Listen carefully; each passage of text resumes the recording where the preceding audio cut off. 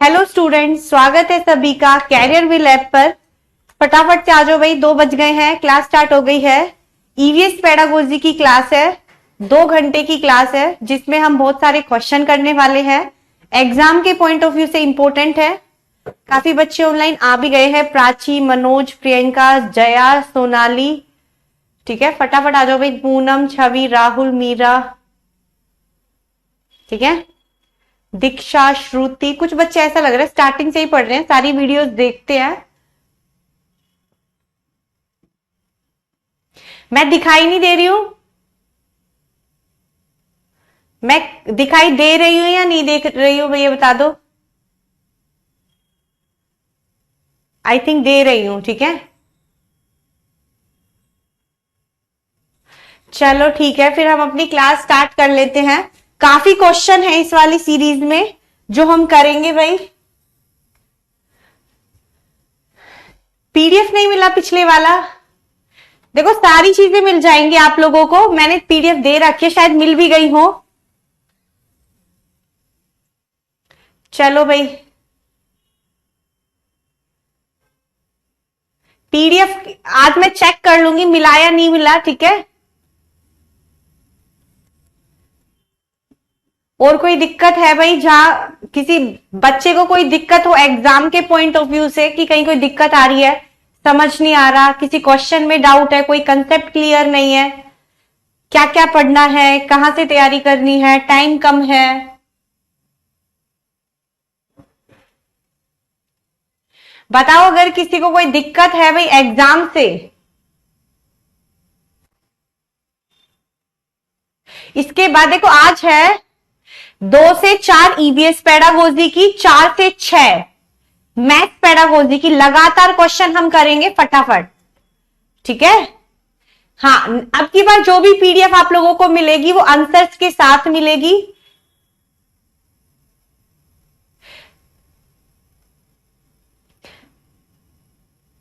देखो, online paper है first time CTET का, तो इसलिए आप लोगों को जैसे कि कंप्यूटर पे बैठ के पेपर देते हैं उसकी तैयारी जरूर कर लेना। वैसे सीटेट बिल्कुल टफ नहीं आएगा अगर आपकी तैयारी सही रही तो।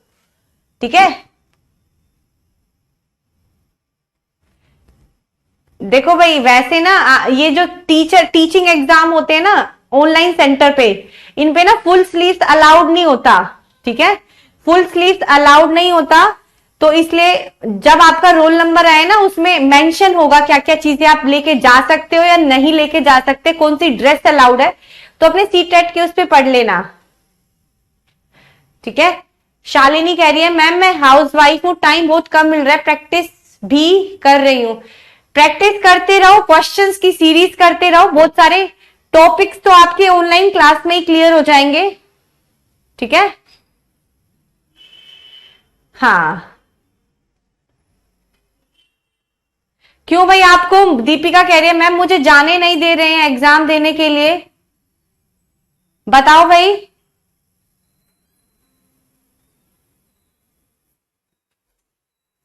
DSSB-PRT भाई आप लोगों का फरवरी में होगा एग्जाम। ठीक है, DSSB जो पीआरटी का एग्जाम की डेट अभी तक नहीं आई है, मेरे हिसाब से उसका एग्जाम होगा फेब में। ठीक है, आज और कल में जितने हम क्वेश्चन करेंगे ईवीएस और मैथ पेडागोजी के, वो बहुत बहुत इंपॉर्टेंट क्वेश्चन है। और एक बात, कल हमारी मैथ्स और ईवीएस की क्लासेस सारी कंप्लीट हो जाएंगी। ठीक है, आज मैं आप लोगों को बहुत सारे क्वेश्चंस में आंसर देने का तरीका बताऊंगी। कई बार देखो, चलो नहीं पढ़ाया, कोई चीज नहीं पढ़ी, एग्जाम में आ गई, तो किस तरीके से आपको उसका आंसर देना है। ठीक है, एसएसटी की पेडागोजी अब की बार संडे को होगी और साइंस की। ठीक है, चलो भाई अब स्टार्ट करते हैं, अपनी क्लासेस बिना टाइम को वेस्ट किए। कल इजी थे,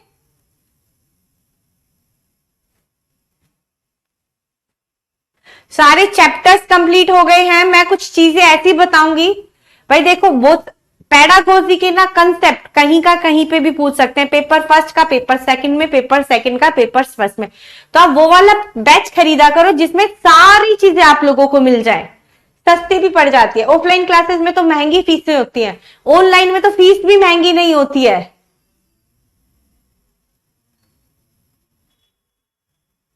ठीक है,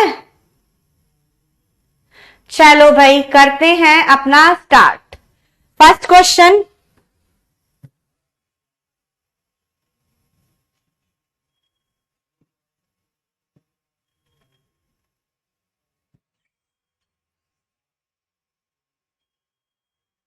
फर्स्ट क्वेश्चन कर लो भाई। फर्स्ट क्वेश्चन आ गया है, नो डिटेंशन पॉलिसी है। आज नहीं है क्लास, लास्ट कल है भाई, कल की क्लास आप लोगों के लिए लास्ट है। ठीक है, तो फटाफट से आंसर दो इस क्वेश्चन का।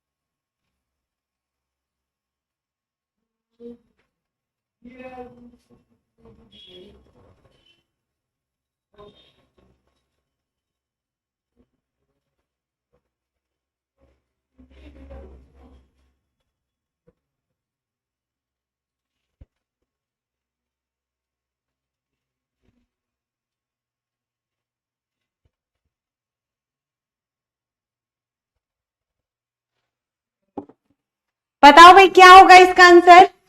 शून्य अवरोधन नीति help in improve the quality of education, या भाई been criticise for deterioration in the quality of education, या given freedom for innovation to teacher, या प्रमोट स्कूल एनवायरमेंट। कौन सा आंसर होगा इसका, थोड़ा सा बढ़िया तरीके से सोच के बताना। सबसे बड़ा आंसर कौन सा है इसमें, फटाफट से बताओ भाई। क्वेश्चन का आंसर बताओ भाई।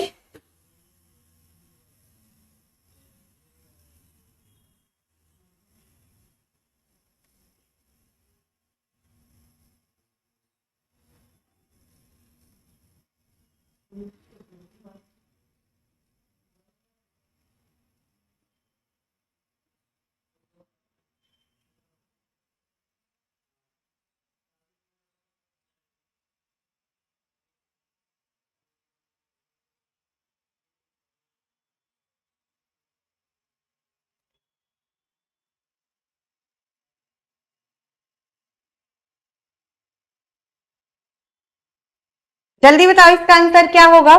इसका आंसर होगा भाई डी, प्रमोटेड स्कूल एनवायरनमेंट। विद्यालय के, देखो अगर नो डिटेंशन पॉलिसी होगा इसका मतलब ये था कि किसी भी बच्चे को फेल नहीं करना, हर बच्चे को जब तक उसकी प्राइमरी शिक्षा, प्राथमिक शिक्षा पूरी ना हो जाए स्कूल में ही रखना। इससे क्या होगा, स्कूल का एनवायरनमेंट अच्छा होगा, बच्चे स्कूल में आएंगे। ठीक है, now question number second, right to education act ensure,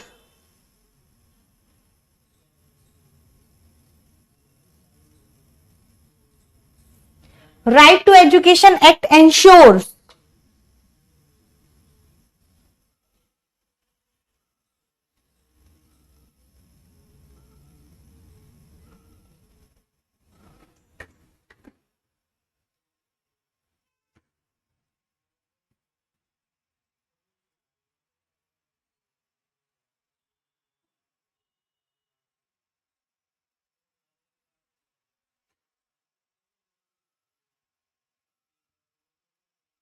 जल्दी करो भाई इसका आंसर।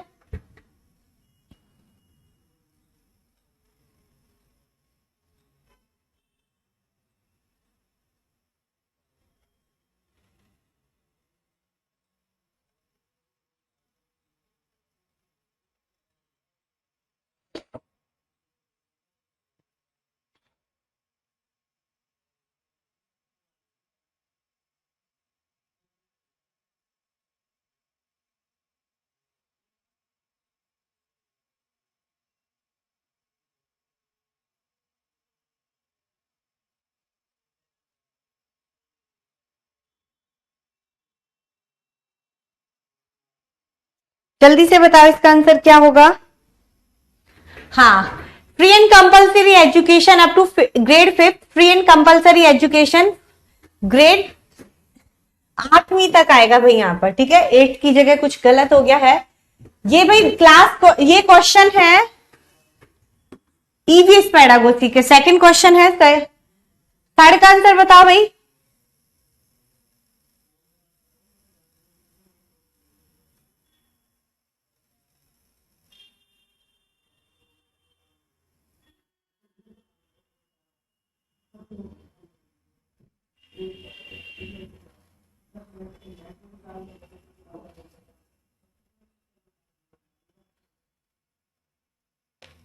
बताओ क्या आंसर होगा भाई इसका।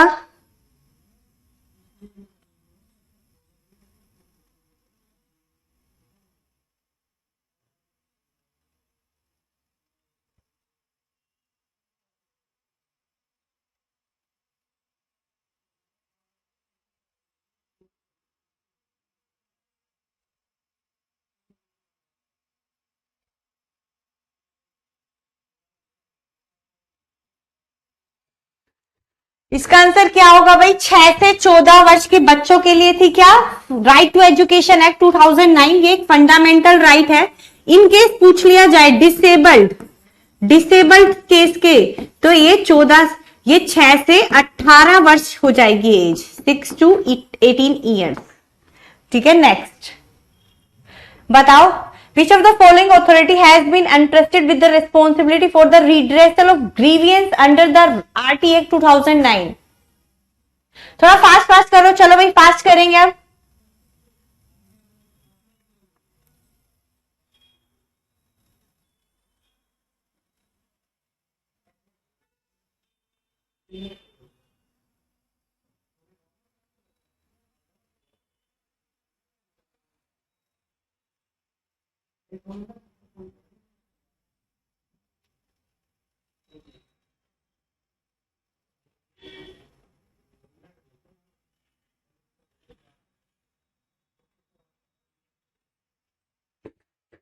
एक सेकेंड भाई।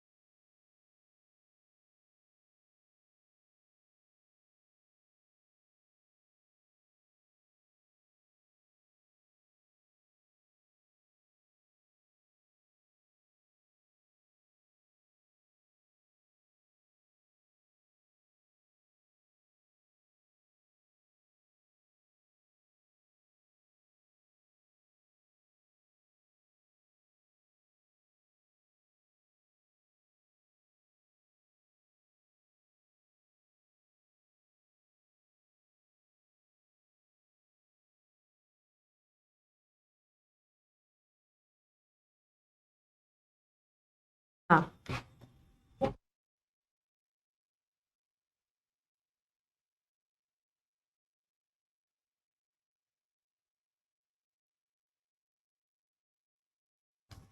आवाज आ रही है भाई सभी को?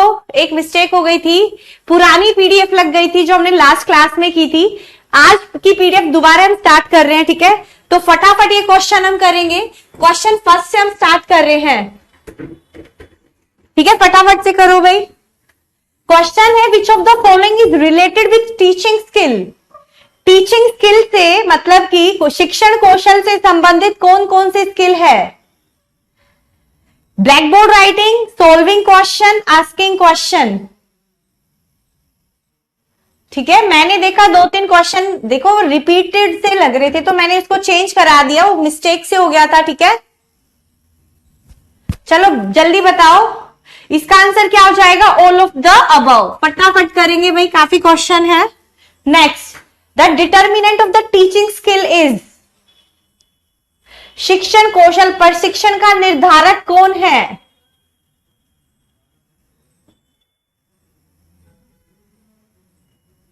बताओ भाई, हम टीचिंग स्किल किसके अंदर डेवलप करते हैं, निर्धारित किसमें करते हैं? बताओ इसका आंसर।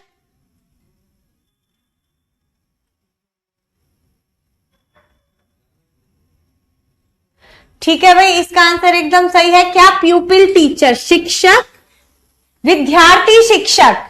ठीक है, हम माइक्रो टीचिंग से जो टीचिंग स्किल डेवलप करते हैं वो किसके अंदर होती है? प्यूपिल टीचर के अंदर, टीचिंग स्किल का डेवलपमेंट करने के लिए, ठीक है? Next, pre reading task are meant for? पूर्व पठन कार्य इसके लिए होते हैं, किसके लिए होते हैं? फटाफट बताओ भाई। चलो फटाफट करेंगे अब हम।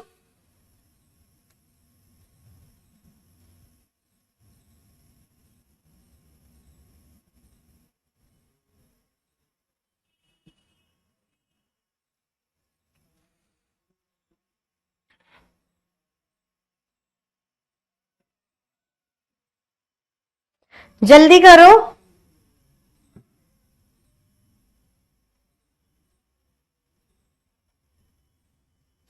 चलो आंसर आ गया है। Evaluate the reading skill of the learner या giving the meaning of difficult word and phrases, introducing the main idea and motivation the learner, explain the grammatical item use in the pre reading task. देखो सबसे अच्छा answer क्या है कि हम जो idea है प्री रीडिंग का, पूर्व पठन हम इसलिए करते हैं ताकि हमें मुख्य बोध का परिचय करने के लिए और शिक्षार्थियों को प्रेरित भी किया जा सके, ठीक है?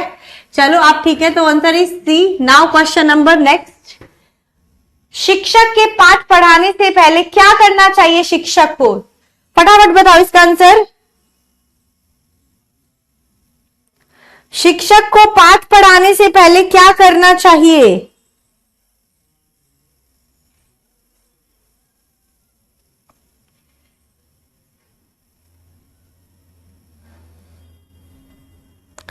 शिक्षक को पाठ पढ़ाने से पहले क्या करना चाहिए?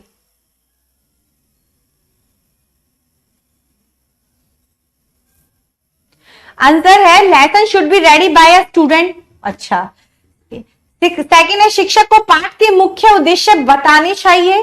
थर्ड, शिक्षक को पहले पाठ में आने वाले कठिन शब्दों को बता देना चाहिए, या शिक्षक को पहले पाठ के प्रश्नों के उत्तर दे देने चाहिए?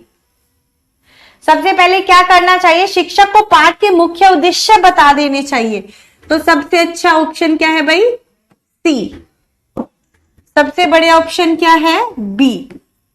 शिक्षक को पाठ के मुख्य उद्देश्य बता देने चाहिए। Now question number 5, the most important skill of a teacher is? चलो बताओ।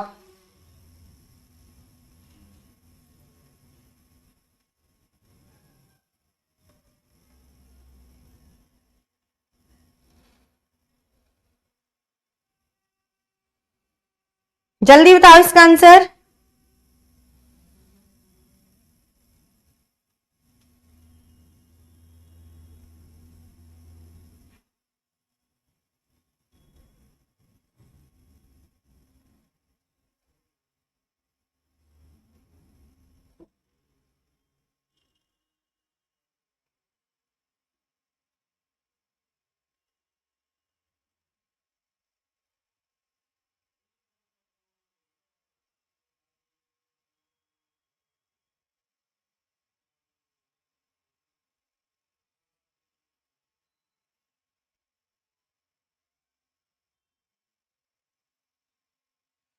ठीक है, आंसर क्या आ रहा है भाई? विद्यार्थियों के समझ में आना जो अध्यापक कह रहा हो, या विषय का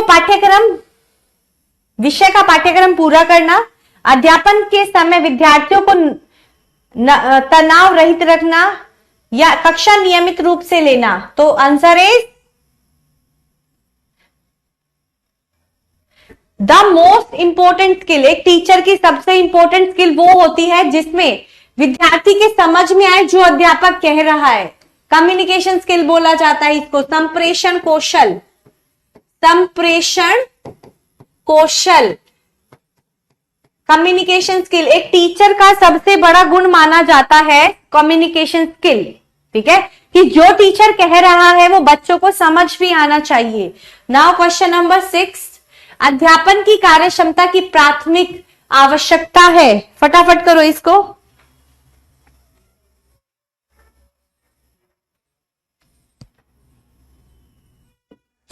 सी को ऑप्शन देख लेते हैं भाई, क्या था उसमें? अध्यापन के समय विद्यार्थियों को तनाव रहित रखना। ये ज्यादा अच्छा ऑप्शन नहीं है। तनाव रहित रखना मतलब समझ में ना आए पर तनाव रहित रखना ज्यादा इंपॉर्टेंट है, समझ में आना ज्यादा इंपॉर्टेंट है। ठीक है, नाउ क्वेश्चन नंबर 6, अध्यापन की कार्य क्षमता की प्राथमिक आवश्यकता है। अध्यापन कौशलों में निपुणता, अध्यापन की विविध तकनीक की निपुणता, अध्यापक में संचार माध्यम और टेक्नोलॉजी के सही प्रयोग में निपुणता, या ऑल ऑफ दीज। बताओ। Basic requirement of teaching.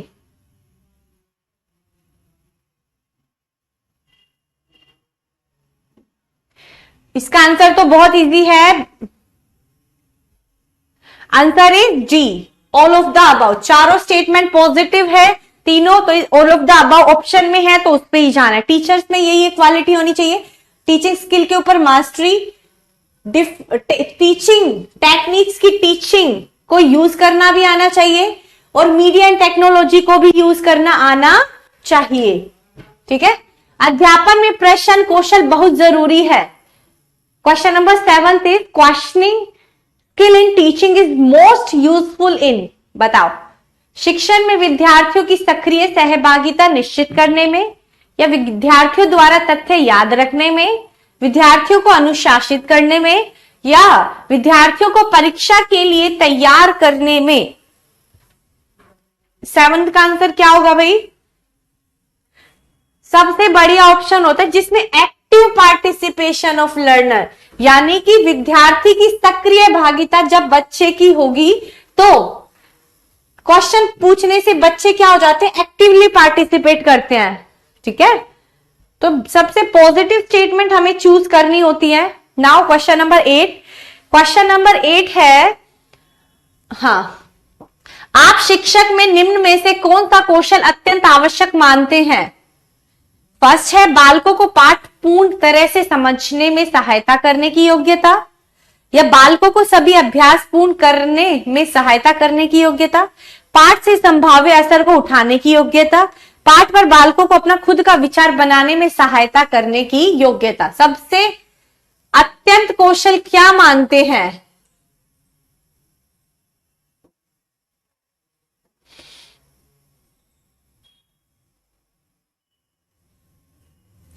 देखो, सबसे पॉजिटिव आंसर होता है जिसमें बच्चे का पार्टिसिपेशन होगा। तो हमें किस ऑप्शन पे जाना है? जिसमें बच्चे के ऊपर फोकस किया है। ठीक है, चलो मैं बैठ जाती हूँ। बच्चे कह रहे हैं मैम बैठ जाओ, दिखाई अच्छे से नहीं दे रहा है। ठीक है, हाँ, तो आंसर क्या होगा इसमें?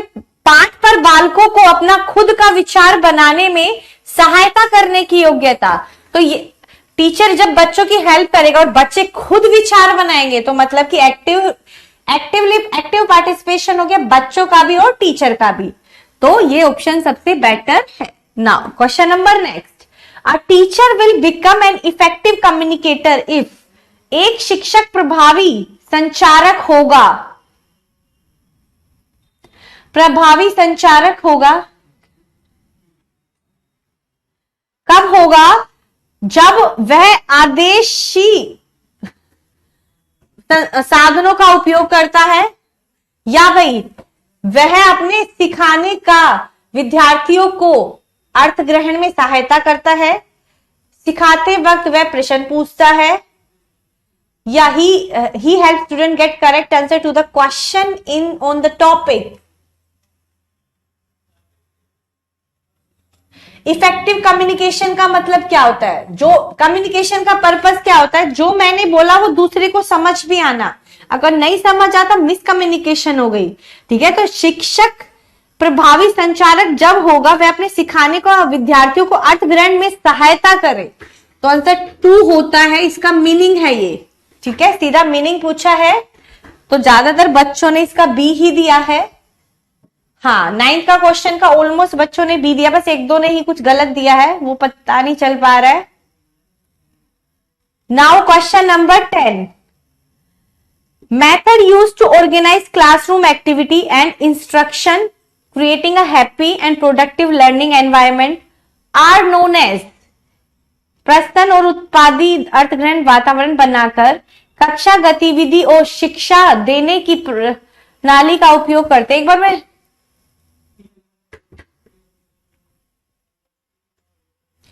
अच्छा, पिक्चर क्लियर नहीं आ रही है तो एक काम करते हैं, ब्लैक बोर्ड का कलर चेंज कर लेते हैं।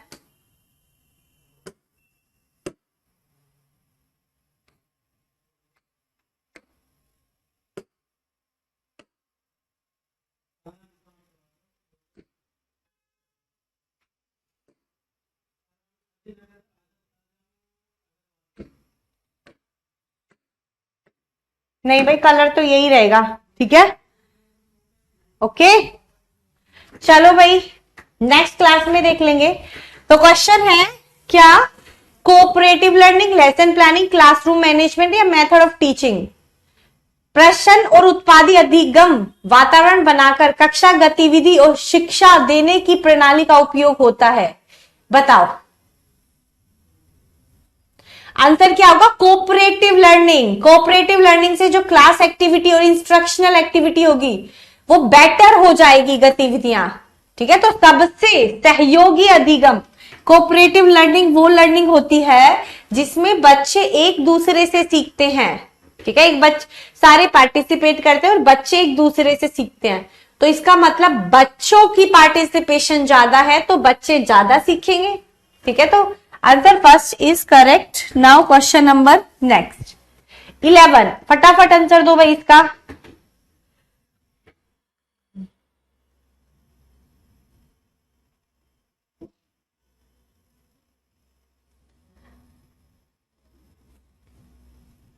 कौन सा क्वेश्चन पूछ रहे हो सोनाली?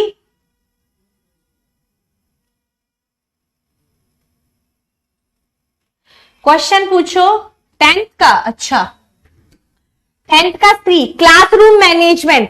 क्लासरूम मैनेजमेंट का मतलब है क्लास पर कंट्रोल करने से।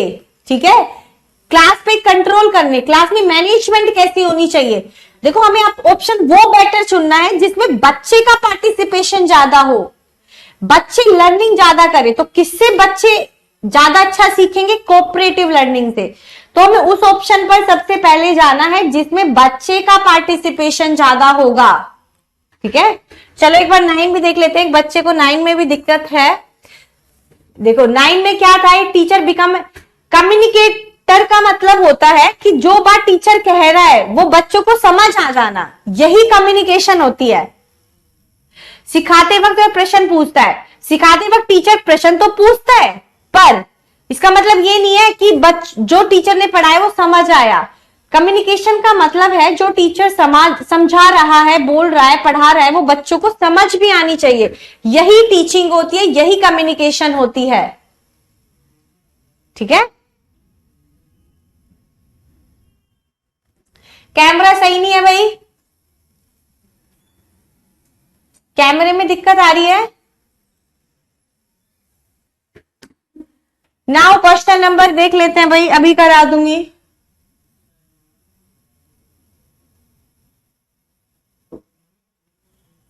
चलो question number 12, 11th, teacher can eliminate much routine classroom misbehaviour without breaking the momentum of the class.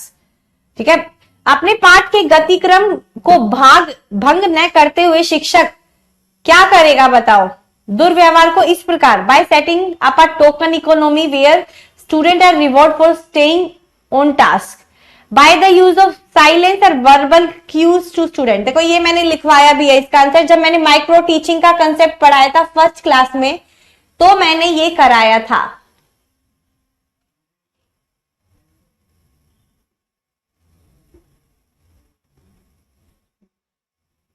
Answer is, देखो मैंने आंसर पढ़ा और मैं रुक गई।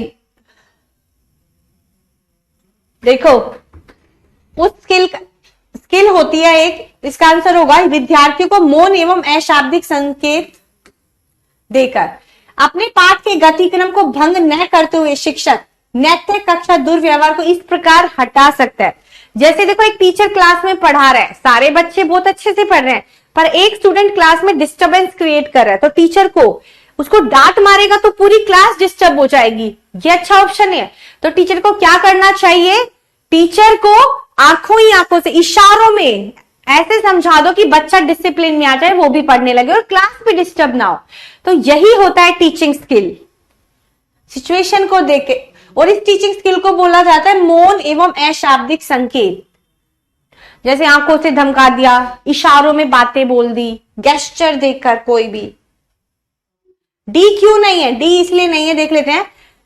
Bye talking fast and moving the lesson along, शीघ्र गति से बात कर पाठ को आगे बढ़ाते हुए।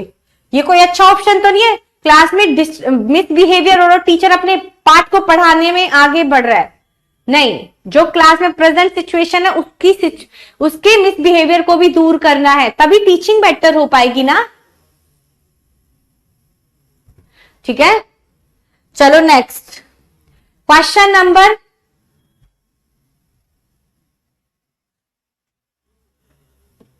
बताओ भाई बताओ।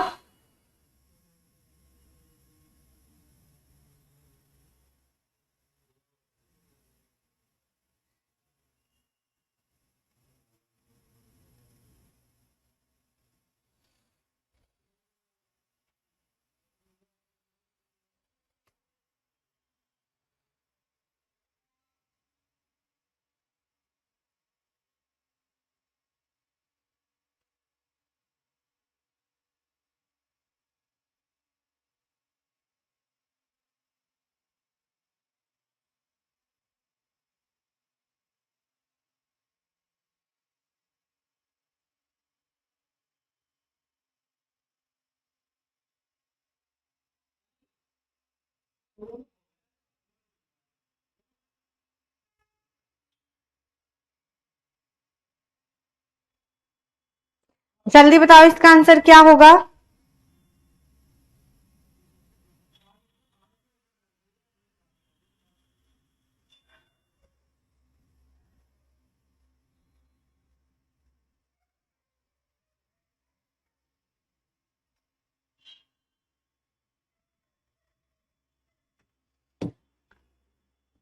चलो इसका आंसर क्या होगा? A process and art a skill. ये एक स्किल भी है और एक आर्ट भी होती है, ठीक है, दोनों आंसर होगा। नेक्स्ट, वह अत्यंत महत्वपूर्ण कौशल जिसकी किसी अध्यापक से अपेक्षा रहती है, कौन सी है? क्रमबद्ध पाठ योजना, अध्यापन में सूचना संप्रेषण प्रौद्योगिकी का प्रयोग करना, अधिगम उत्पादों का मूल्यांकन करना, या विषय के प्रति रुचि उत्पन्न करना। बताओ सबसे इंपॉर्टेंट स्किल क्या है? नीतू कह रही है 7th और 8th क्वेश्चन, 12th का तो है भाई डी। एक बार फटाफट कर लो भाई।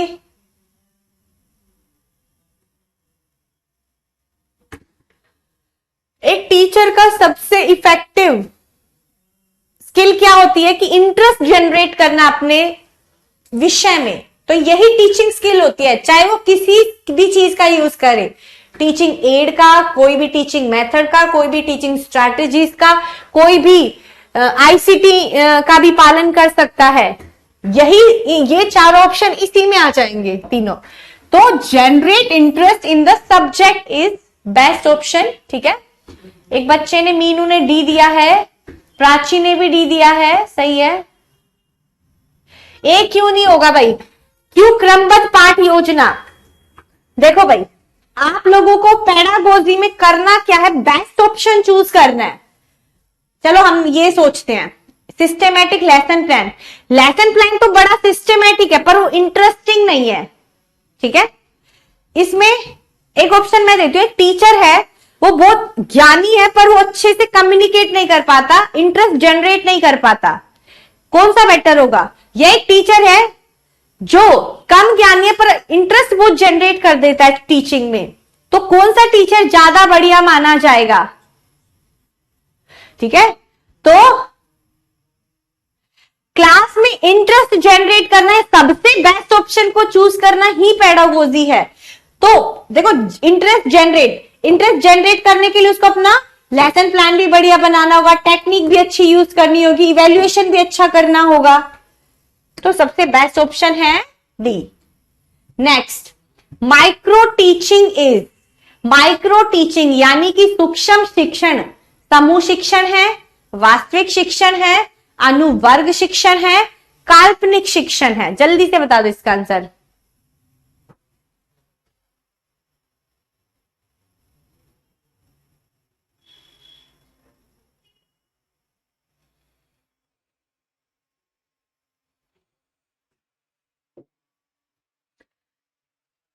हाँ भाई, लिखवाया था मैंने। माइक्रो टीचिंग क्या है भाई? वास्तविक शिक्षण, रियल टीचिंग है, एक्चुअल टीचिंग।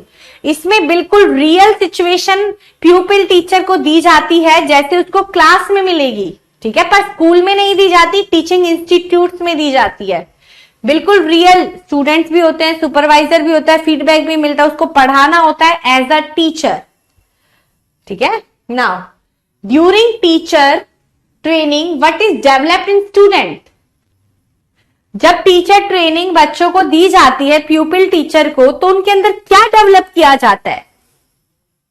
बताओ, उनके अंदर क्या डेवलप किया जाता है? फटाफट इसका आंसर बताओ।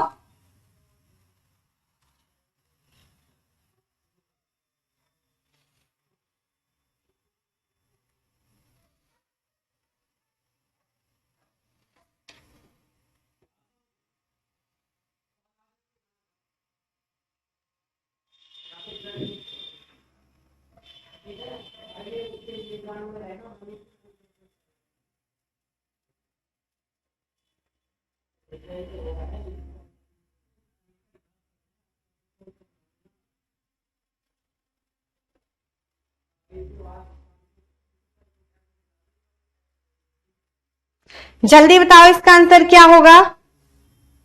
15th।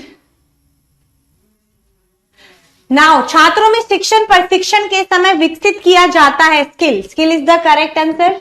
नाउ नेक्स्ट, अध्यापकों की सार्थकता बढ़ाने के लिए शिक्षण में अंतःक्रिया विश्लेषण, श्रेणी पद्धति, इंटरेक्शन एनालाइज कैटेगरी। हाँ देखो, टीचर के अंदर इंटरेक्शन स्किल भी होनी चाहिए, अंतःक्रिया कौशल। अंतःक्रिया कौशल वो कौशल होता है जिसमें टीचर बच्चों का पार्टिसिपेशन बढ़ाए एक्टिवली, बच्चे टीचर से क्वेश्चन पूछे, टीचर बच्चों से कम्युनिकेट करे, ठीक है, ठीक है भाई। तो ये डेफिनेशन किसने दी थी? इंटरेक्शन स्किल के बारे में किसने बताया था? देखो, ये मैंने करवाया है जब मैंने टीचिंग स्किल का कंसेप्ट कराया था फर्स्ट क्लास में, तो आप उसको देख लेना और अच्छे से पढ़ना। एन.ए. फ्लेंडर ने दिया था, एन.ए. पूरा नाम है एन.ए. फ्लेंडर, ठीक है, कि टीचर में अंतःक्रिया कौशल भी जरूरी है। Now question number 17, which institute first studies the process of teaching as a skill? बताओ, शिक्षण प्रक्रिया को कौशल के रूप में किस संस्था ने सर्वप्रथम अध्ययन किया था? 16th। गलत आ रहा है भाई आंसर, 17th का बताओ अब।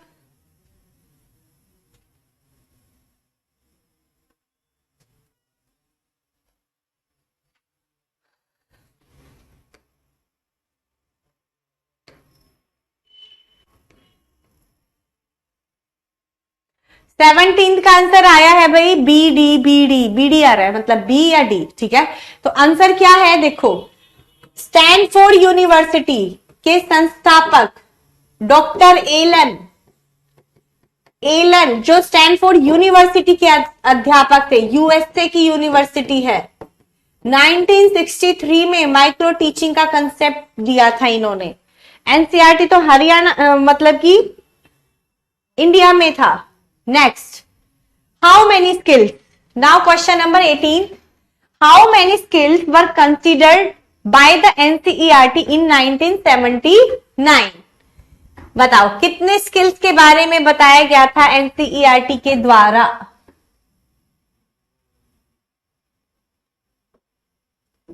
बताओ, क्वेश्चन नंबर 18 का आंसर फटाफट बताओ।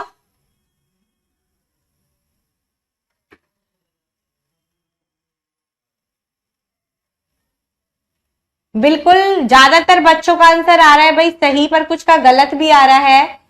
आंसर है इसका सी, 7। देखो, एक तो एनसीईआरटी ने हमारे देश में दिया था, डॉक्टर एलन ने टीचिंग स्किल बताई थी 14, एनसीईआरटी ने बताई थी 7। इन्होंने 45 मिनट टाइम बताया था और इन्होंने 36 मिनट का टाइम बताया था। ठीक है, तो ये क्वेश्चन कई बार आ जाता है, तो ये देख लेना। तो आंसर क्या होगा? 7, यानी कि सी। नाउ क्वेश्चन नंबर 18, प्रस्तावना प्रश्नों का प्रथम संबंध होना चाहिए। The introductory question should be related to. अच्छा क्वेश्चन है, चलो इसका आंसर दो। मैंने टीचिंग स्किल कराते समय ये इसका आंसर बताया था।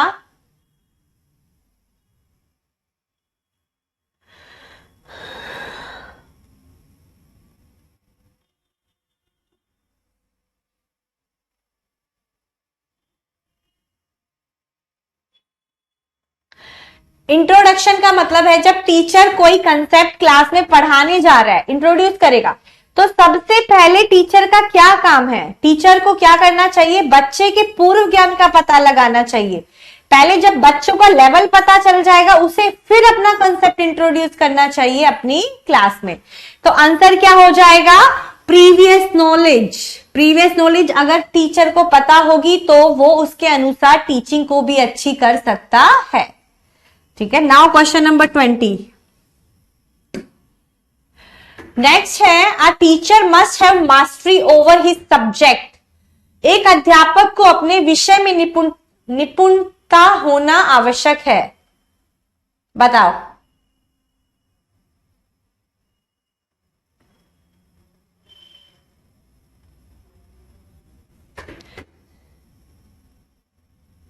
फटाफट आंसर दो, आंसर दो भाई।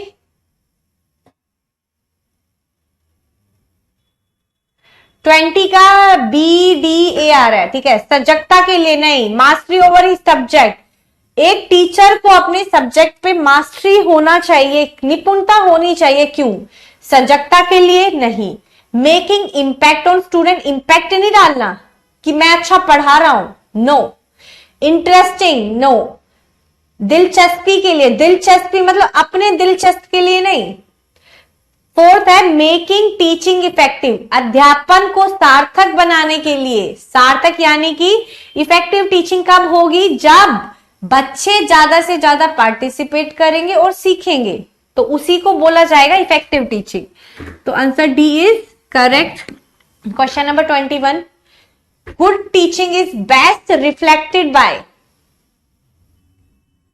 अच्छा अध्यापन बढ़िया रूप में किया द्वारा प्रतिबिंबित है। किस द्वारा प्रतिबिंबित है? फर्स्ट है attendance of the student, number of distinctions, meaningful question asked by the students, pin of silence in the class.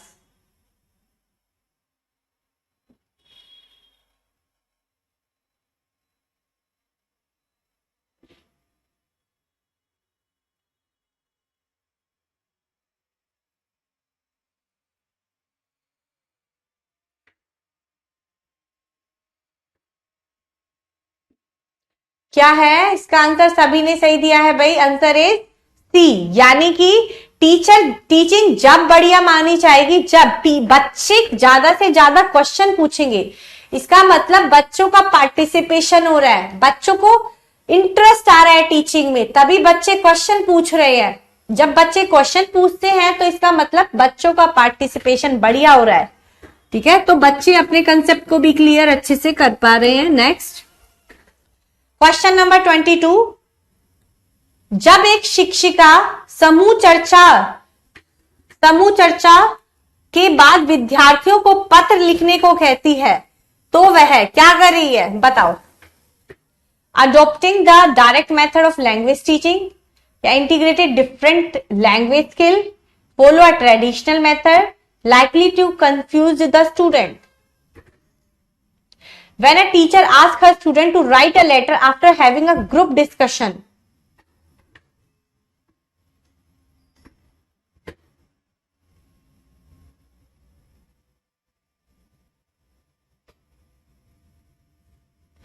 क्या है?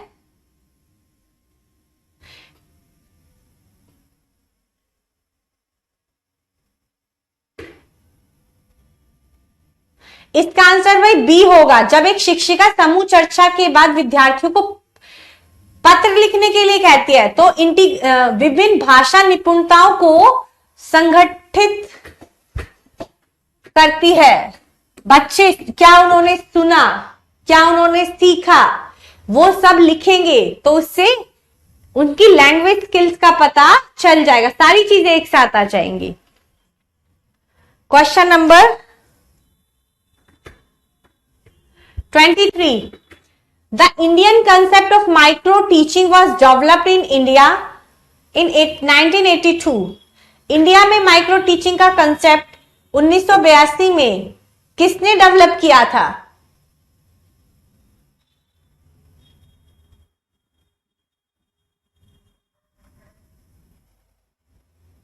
देखो भाई 22 का ए इसलिए नहीं हो सकता, भाषा सिखाने की सीधी विधि, ये सीधी विधि नहीं है, डायरेक्ट मेथड है ही नहीं कि बच्चों से करवाया जा रहा है।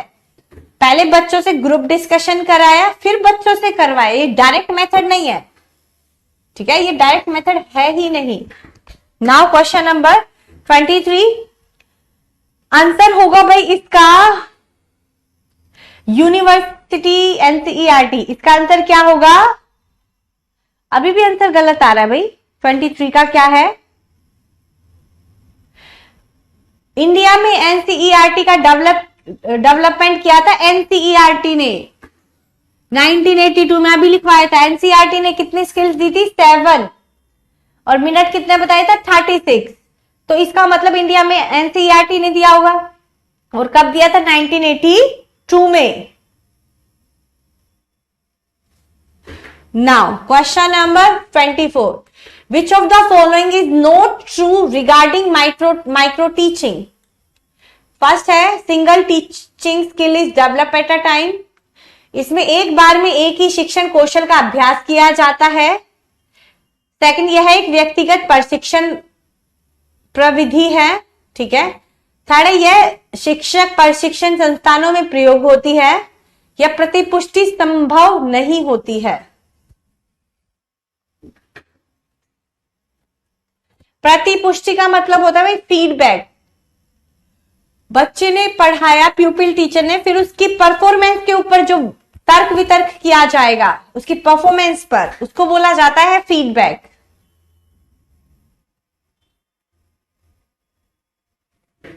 ट्वेंटी 24 का क्या होगा? D, feedback is not provided. Now the most important quality of a good teacher is, एक अच्छे शिक्षक का सबसे महत्वपूर्ण गुण है। क्या है एक अच्छे शिक्षक का सबसे बढ़िया गुण? ये मैंने बताया है बहुत बारी। एक टीचर में सबसे बड़ा गुण क्या है? विषय वस्तु का पूर्ण ज्ञान,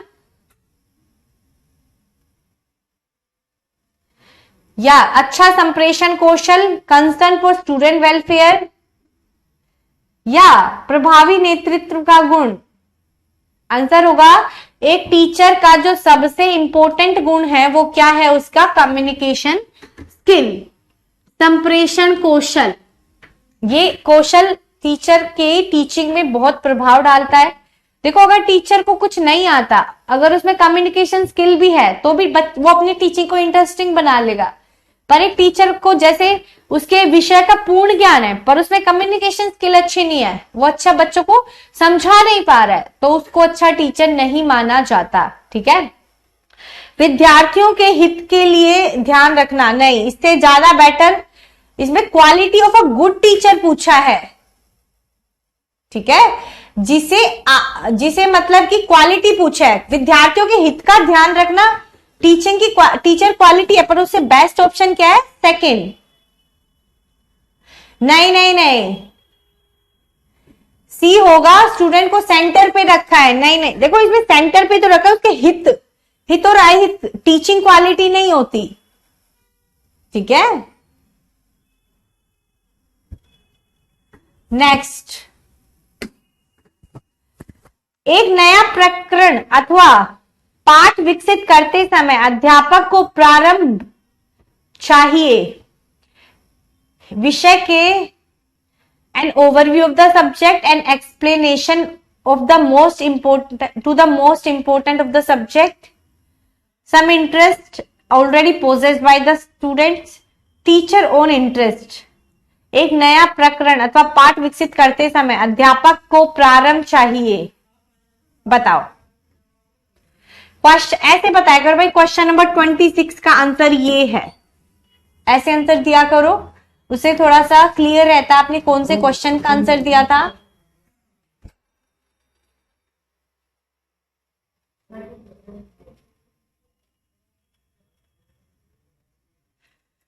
एक नया प्रकरण अथवा पाठ विकसित करते समय अध्यापक को प्रारंभ करना चाहिए।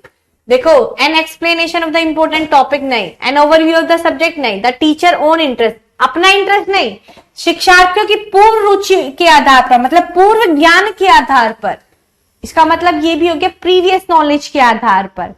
तो आंसर क्या होगा भाई? C is much better option as compare to other options. ठीक है, देखो कुछ बच्चे बहुत सीरियसली पढ़ ले, वाकई में बहुत सीरियसली पढ़ रहे हैं, उनका मैं नाम ले देती हूं, अनूप, राहुल, पूजा, रवि, निशा, सुबोध, ठीक है, चांद, काफी बच्चे बहुत सीरियसली पढ़ रहे हैं, क्लास में अच्छा आंसर दे रहे हैं। पर कुछ बच्चे क्लास में ऐसे होते हैं डिस्टर्बिंग। देखो डाउट वाले क्वेश्चन मैं लास्ट में ले लूंगी, जिसका जो डाउट है वो मैं लास्ट में ले लूंगी, अपने क्वेश्चंस लिख लो। ठीक है,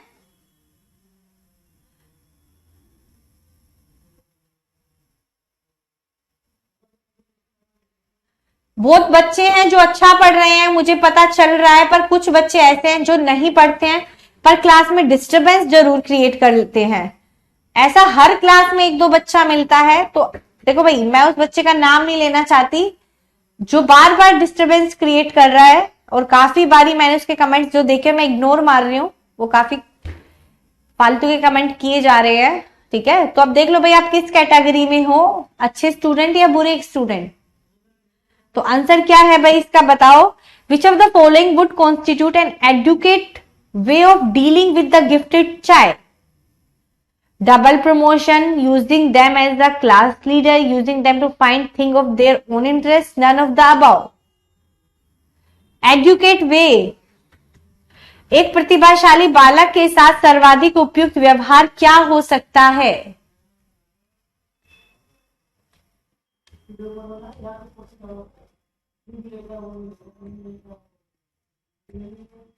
ऑप्शन बहुत गलत आए हैं भाई, इस क्वेश्चन के आंसर बहुत बच्चों ने गलत दिया है। देखो गिफ्टेड स्टूडेंट के लिए ना 3 टेक्निक्स का यूज किया जाता है।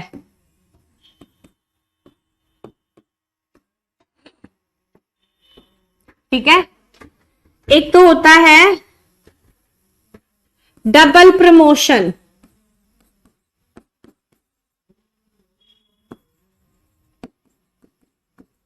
जिसमें बच्चों को डबल प्रमोशन वाली फैसिलिटी दी जाती है। ठीक है, यानी कि प्रतिभाशाली बच्चे ऐसे होते हैं जो 5वीं क्लास में पर वो 7वीं क्लास का काम कर रहे हैं, तो बीच बीच में एग्जाम लेकर उनको प्रमोट कर देना। एनरिचमेंट प्रोग्राम, एनरिचमेंट प्रोग्राम यानी कि संवर्धन कार्यक्रम, ये वो कार्यक्रम होते हैं जिसमें बच्चों को फैसिलिटी दी जाती है, जैसे कि एक्स्ट्रा क्लासेस, लाइब्रेरी फैसिलिटी, अच्छा अच्छा काम देना, विस्तृत काम देना। तीसरा है भाई सीग्रेशन,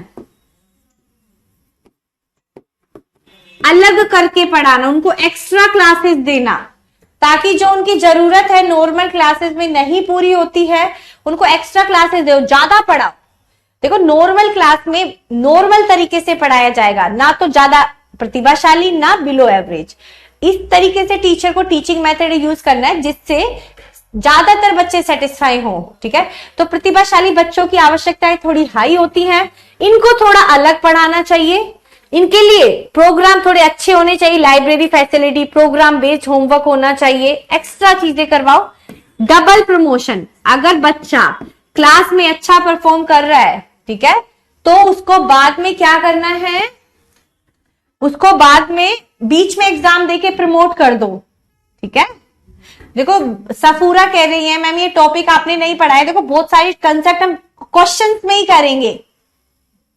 ठीक है, now next, the success of inclusive education depends on, समावेशी शिक्षा की सफलता इस पर निर्भर करती है। चलो कोई नहीं, किस राहुल का क्वेश्चन रोंग हो गया है तो भाई अब सुधारो।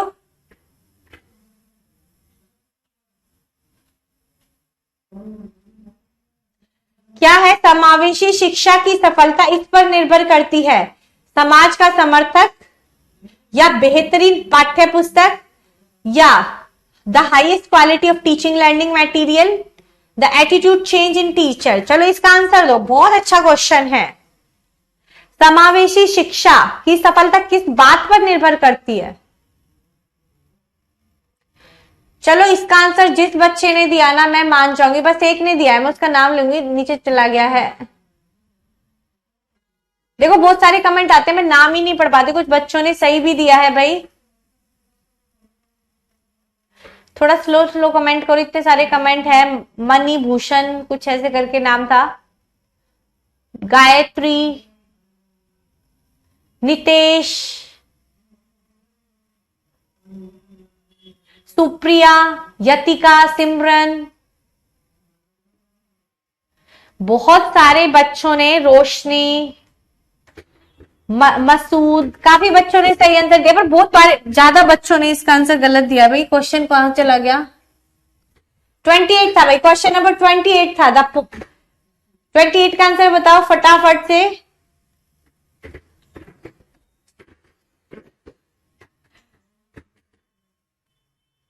अनुप्रिया का भी ठीक है भाई, इसका आंसर होगा the attitude change in teacher. देखो हमारी जो समावेशी शिक्षा है ये सफल जब होगी जब टीचर अपना एटीट्यूड सभी बच्चों के लिए बदलेगा, डिसेबल्ड बच्चों को भी नॉर्मल समझेगा। अगर टीचर समझेगा तो बच्चों को भी दूसरे बच्चों के साथ एडजस्ट करा देगा। ठीक है, अगर टीचर ही नेगेटिव एटीट्यूड रखेगा डिसेबल्ड बच्चों के लिए, या मतलब कि ऐसे बच्चे के लिए जिनको हम क्लास में पढ़ा रहे हैं वो नॉर्मल नहीं है, तो टीचर एक्सेप्ट नहीं करेगा तो बच्चे भी एक्सेप्ट नहीं करेंगे। अगर टीचर ने एक्सेप्ट किया तो वो बच्चों से भी एक्सेप्ट करवा देगा, और उससे जो क्या होगी, समावेशी शिक्षा सफल होगी। तो टीचर का एटीट्यूड बहुत इंपॉर्टेंट है इंक्लूसिव एजुकेशन के लिए। आकांक्षा आपका भी करेक्ट था भाई।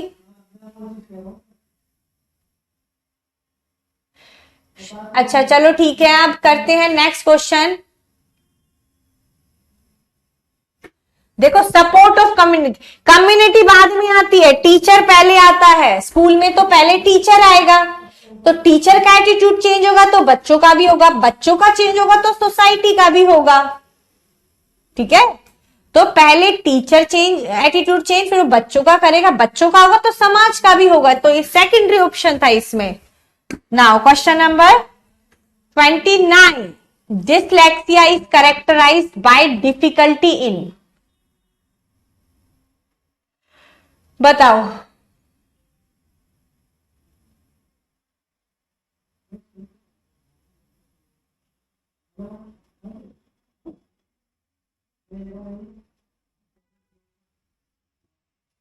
बताओ भाई। क्वेश्चन डिसलेक्सिया अवबोधन या समझ, चलो इसका आंसर दो मुझे। राइटिंग।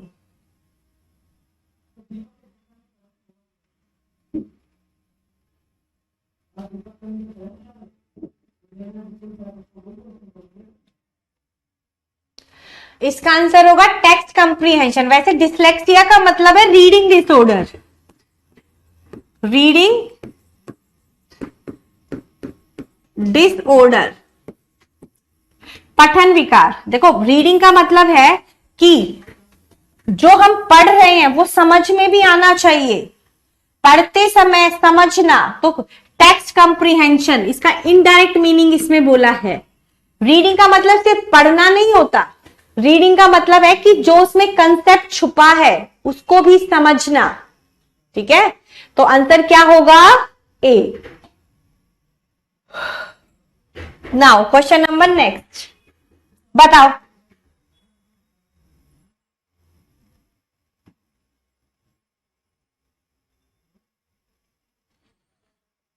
एक बच्चा आंट को 10, स्टेयर्ड को स्टार्टेड में अंतर नहीं कर पाता, स्थिति क्या हो सकती है?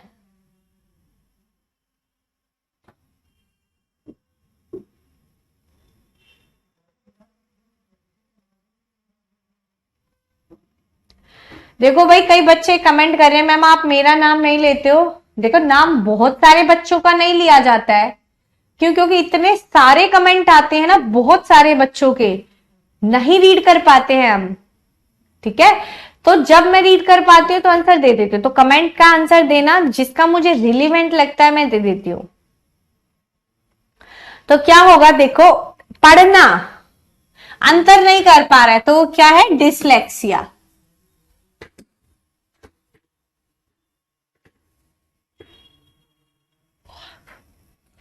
Which is not a characteristic of student with learning difficulty?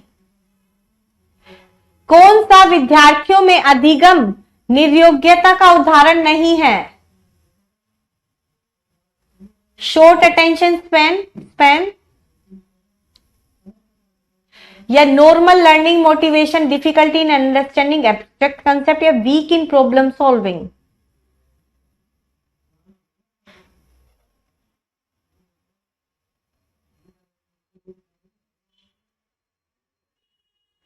देखो भाई, मेरी क्लासेस बहुत ज्यादा होती हैं तो थोड़ा थकान हो जाती है। ऐसा नहीं है मुझे नींद आ रही है, बिल्कुल नहीं आ रही है।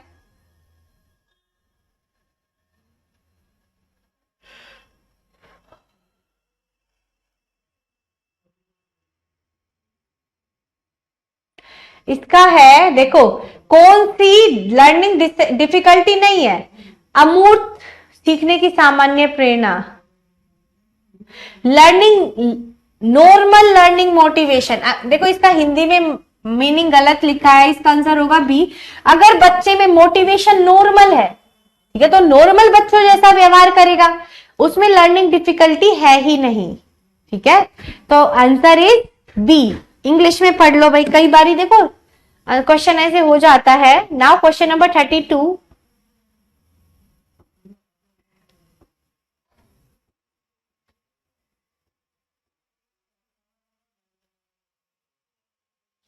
क्वेश्चन नंबर 32 क्या है? Disability which affect a child hand writing ability. Hand writing बताओ क्या होता है? जिसमें लिखने, इसका आंसर ऑलमोस्ट सभी ने दिया है। लेखन संबंधी विकार, जिसको लिखने में कोई डिसेबिलिटी है, तो आंसर क्या आएगा? डिसग्राफिया। ग्राफ का मतलब होता है लेखन से। ठीक है, याद करने का तरीका। The term least restrictive environment refers to the education of, किस प्रकार के बच्चों के लिए न्यूनतम प्रतिबंधात्मक वातावरण की शिक्षा संदर्भित है? बताओ। लीस्ट रेस्ट्रिक्टिव एनवायरमेंट,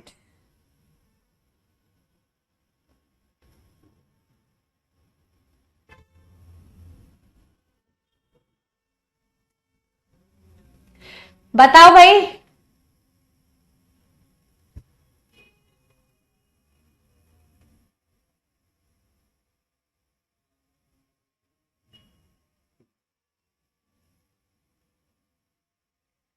चलो भाई, किस प्रकार के बच्चों के लिए है? सी होगा इसका सही आंसर, शारीरिक या मानसिक विकलांग बच्चे। शारीरिक या मानसिक विकलांग बच्चों के लिए, मतलब कि डिसेबल्ड बच्चों के लिए ऐसा एनवायरनमेंट देना स्कूल में ताकि उनके जो सीखने में बाधाएं आती हैं वो दूर हो जाए। उनको पूरी फैसिलिटी दो जिससे बच्चे को सीखने में जो बाधाएं आती हैं वो कम हो जाए या खती बिल्कुल चली जाए। ठीक है, तो answer is C. Now question number 34।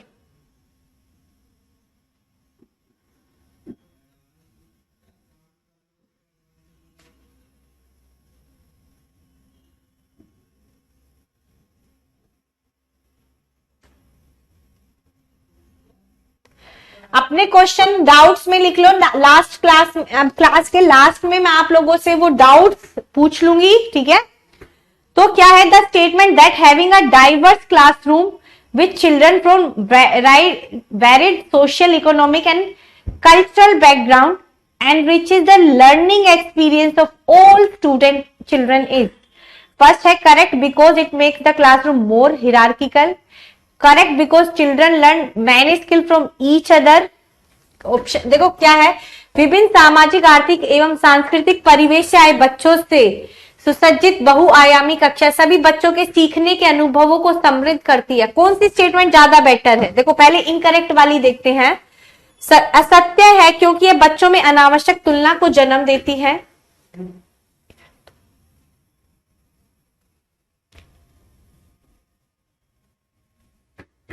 एक ना 5 बजे भी दे देना, ठीक है?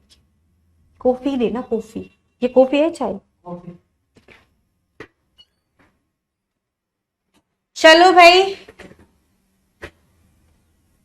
कुछ बच्चे मेरी चाय को याद कर रहे थे। चाय आ गई है, खड़े होकर स्टडी करेंगे। अब थोड़ा एनर्जी आ जाती है चाय पीने से। आप लोग भी पी लिया करो पढ़ते पढ़ते, खाते ना करो। देखो क्या होता है, एक तो स्टेटमेंट करेक्ट है, हमें नेगेटिव पे जाना ही नहीं क्योंकि ये पॉजिटिव स्टेटमेंट है। सही है क्योंकि कक्षा के कई श्रेणियों में बांटते नहीं, हमें श्रेणियों में बच्चों को बांटना ही नहीं है। सही है क्योंकि बच्चे आपस में मिलकर कई दक्षताओं को सीखते हैं। ठीक है, तो बच्चे जब सीखते हैं तो आंसर बी। चलो नाउ क्वेश्चन नंबर, बच्चे पूछ रहे हैं मैम कॉफी आई है? हाँ भाई कॉफी आई है, चाय नहीं आई है। ठीक है, बच्चे देखो कैसे क्वेश्चन पूछते हैं, मैम चाय आई है कॉफी आई है?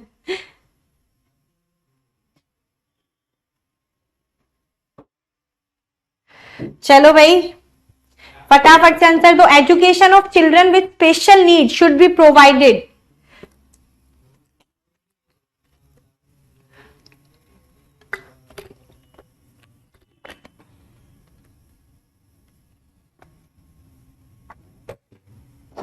देखो कुछ बच्चे कह रहे हैं मैम हम तो चाय पीते नहीं है, चाय अच्छी नहीं होती। देखो मैं तो चाय नहीं कॉफी पीती हूँ। ठीक है, वो इसलिए देखो जब लगातार क्लासेस होती रहती है ना तो थकान के लिए बस थोड़ी सी ले लेती हूँ। वैसे मैं भी घर पे नहीं पीती हूँ, बस क्लासेस में ले लेती हूँ 1-2 बारी। ठीक है, चलो क्या है? Education of children with special need should be provided along with other normal student by the method develop for special child in special school या special teacher in special school. बताओ बताओ भाई आंसर क्या है? आंसर होगा देखो कोई भी बच्चा है किसी भी प्रकार का, उसको हमेशा नॉर्मल क्लासरूम, नॉर्मल बच्चों के साथ, नॉर्मल स्कूल में, रेगुलर स्कूल में, ये शब्द आने चाहिए। ये हमें कभी भी विशिष्ट बच्चों को विशिष्ट स्कूल में भेजना ही नहीं है। इंक्लूसिव एजुकेशन क्या कहती है? सभी प्रकार के बच्चों को एक साथ शिक्षा देना, एक साथ शिक्षा देना ही क्या है?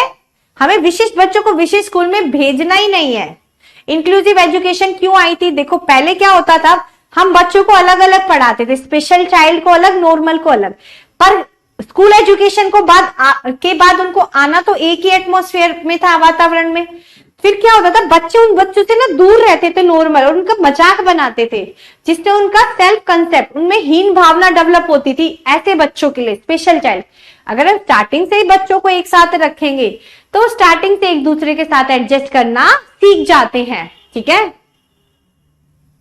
चलो भाई नेक्स्ट क्वेश्चन, डिसलेक्सिया क्या है एक, चलो बताओ भाई डिसलेक्सिया।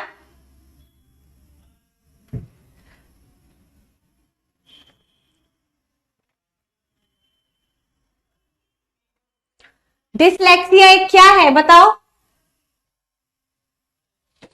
डिसलेक्सिया बता दो भाई।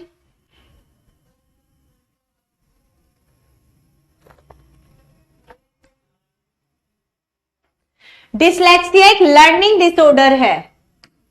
Now question number 37, dyslexia is associated with, अब इसका मतलब पूछ लिया है, ये भी इजी क्वेश्चन है, बताने लायक है नहीं इसमें कुछ। मानसिक विकार, गणितीय विकार, पठन विकार या व्यावहारिक विकार, क्या है ये, हमारा एक रीडिंग डिसऑर्डर है। ठीक है, पठन विकार, ये क्वेश्चन जरूर आएगा भाई डिसलेक्सिया वाला। आपका क्वेश्चन या तो डिसलेक्सिया, डिसग्राफिया, मेमोग्राफिया या भाई डिसकैलकुलिया या डिसअफेजिया, इन पांचों में से आएगा। ठीक है, देखो डिसग्राफिया आया है, ग्राफ का मतलब लेखन से होता है, लेखन मीन्स राइटिंग, राइटिंग डिसऑर्डर से मतलब है डिसग्राफिया का। नाउ क्वेश्चन नंबर 39, भाषा अवबोधन से संबंध विकार है। अभी मैंने इसका बोला, भाषा लैंग्वेज डिसऑर्डर किसको बोला जाता है, भाषा की दिक्कत जिसमें होती है। चलो इसका आंसर बताओ, क्वेश्चन बहुत इंपॉर्टेंट है, इस क्वेश्चन को भी बहुत इंपॉर्टेंट मार्क कर लेना। हिंदी पेडागोजी में आएगा ये क्वेश्चन या इंग्लिश, हिंदी पेडागोजी का या इंग्लिश पेडागोजी में ये क्वेश्चन आएगा आपकी बारी एग्जाम में। ठीक है, आंसर आ रहा है सेकेंड, बिल्कुल सही, अफेजिया या डिसअफेजिया भी बोला जाता है, अफेसिया या डिसअफेजिया भी हम इसको बोल सकते हैं। इसका मतलब होता है लैंग्वेज डिसऑर्डर, भाषा घात हम इसको बोल सकते हैं। नाउ क्वेश्चन नंबर 40, ये क्वेश्चन जरूर आएगा भाई एग्जाम में, चाहे हिंदी पेडागोजी में आए चाहे इंग्लिश पेडागोजी में, लैंग्वेज में वो क्वेश्चन जरूर आएगा। नाउ संगीता अक्सर शब्दों को उल्टा लिखती है और लिखते समय कुछ अक्षरों को छोड़ देती है। चलो आंसर बताओ, मुझे तो इसका आंसर बस एक स्टेटमेंट पढ़ने से ही पता चल गया है। ठीक है, मुझे तो आगे पढ़ने की जरूरत पड़ी ही नहीं, क्यों, क्योंकि मुझे अच्छे से आता है। ऑप्शन सी बिल्कुल सही है, लिखने से संबंधित है, लिखती गलत है, अक्षरों को छोड़ देती है, तो डिसग्राफिया, लिखने संबंधी बात हो रही है तो dysgraphia. Now question number 41, if a child suffer from autism he feels problem in, autism एक बीमारी होती है, चलो बताओ इसका आंसर, फिर मैं तो बताऊंगी।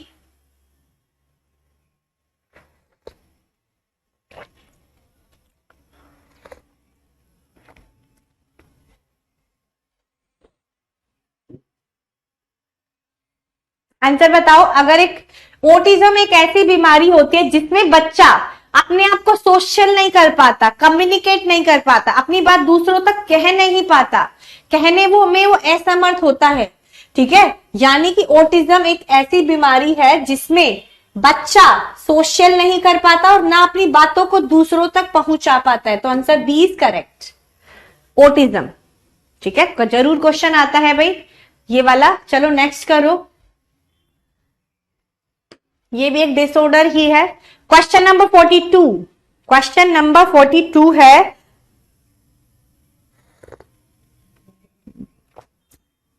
क्या आपको अपनी कक्षा में 2 मंद बुद्धि बच्चों को बैठाने के लिए बोला गया है, आप उन्हें अपने विद्यार्थियों के रूप में ग्रहण करने से इनकार करेंगे या प्राध्यापक को उन्हें किसी और कक्षा जो कि मंद बुद्धि बालकों के लिए विशेष रूप से चिन्हित है में बैठाने के लिए कहेंगे, ऐसे विद्यार्थियों को सिखाने की तकनीक सीखेंगे या नन ऑफ दीज। चलो आप एज अ टीचर क्या करोगे बताओ, एज अ टीचर आप क्या करोगे, यही टीचिंग एप्टीट्यूड है, यही पेडागोजी है कि टीचर को सबसे बेस्ट ऑप्शन निकालना है ऑप्शंस में से, ठीक है।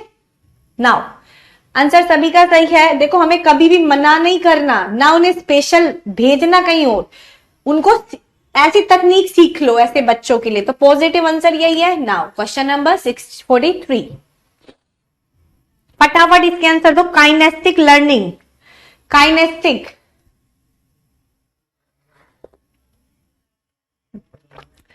गति संवेदी अधिगम,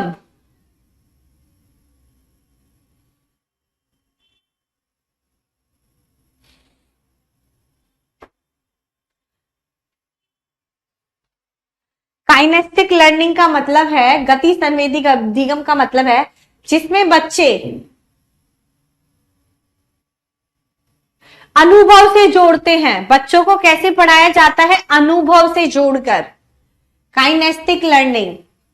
और बच्चों को अनुभव दिया जाता है, अनुभव दिया जाता है बच्चों को, उसको काइनेस्टिक लर्निंग बोला जाता है। नाउ क्वेश्चन नंबर 44,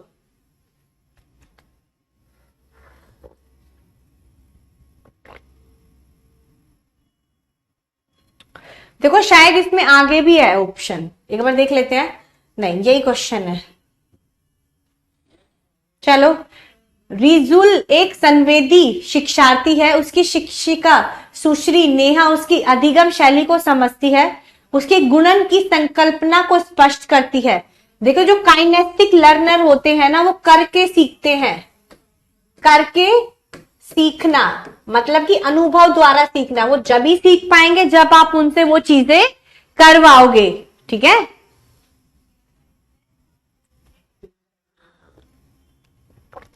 देखो लर्निंग स्टाइल 4 होते हैं, VAR के यानी कि visual, audio, reading, writing and kinesthetic. Kinesthetic learner वो लर्नर होते हैं जो करके सीखते हैं, ठीक है। तो संकल्पों को स्पष्ट करने के लिए कैसे कराया जाएगा? उन्हें सभी पहाड़ों को याद करने के लिए कहना? नहीं, याद नहीं। सेकंड है एक ये उन्होंने एक्टिविटी यूज की है, आदि के गुण प्राप्त करने के लिए 2 भिन्न रंगों वाली मोती और धागे का प्रयोग करना। या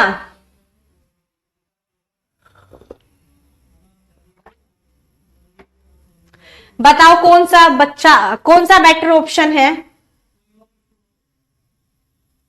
ये ज्यादा बेटर ऑप्शन है। देखो बच्चे या तो इसमें कंफ्यूज होंगे या इसमें। देखो इसमें क्या है, आड़ी तिरछी रेखाओं से प्रतिच्छेदन बिंदुओं को गिनना। इनसे गिनने से कुछ नहीं होगा भाई, इससे ज्यादा एक्टिव होगी। देखो जो सेम कलर के हैं उसे बच्चा जल्दी गिनेगा, ठीक है। डिफरेंट कलर यूज किया है तो ये इंटरेस्टिंग एक्टिविटी हो जाएगी। नाउ क्वेश्चन नंबर 45,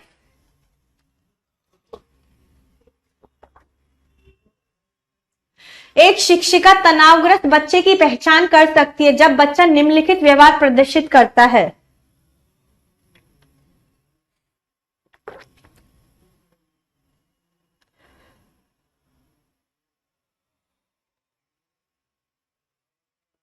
देखो इसका आंसर दो।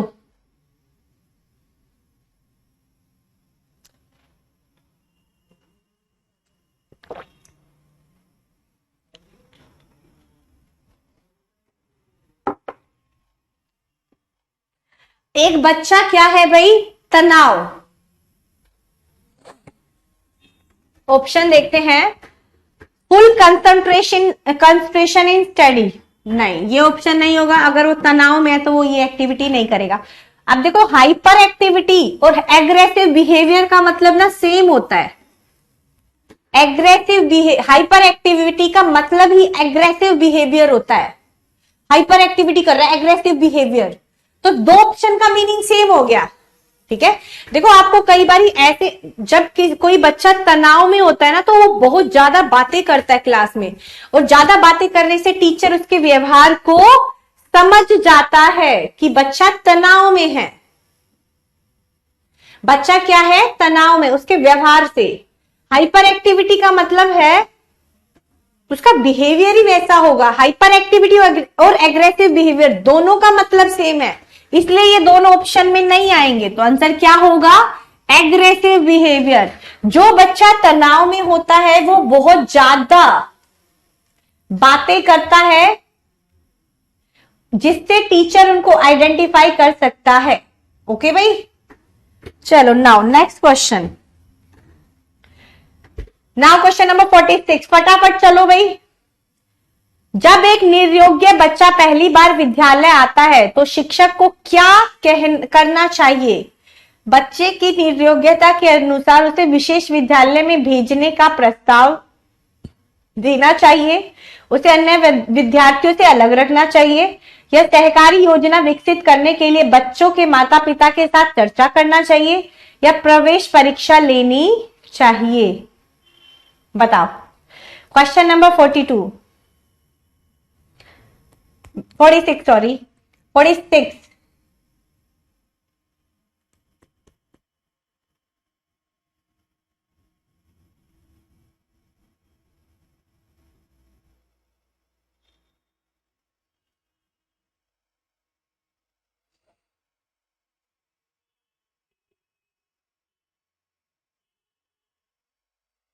ठीक है भाई, इसका आंसर एकदम सही है। क्या?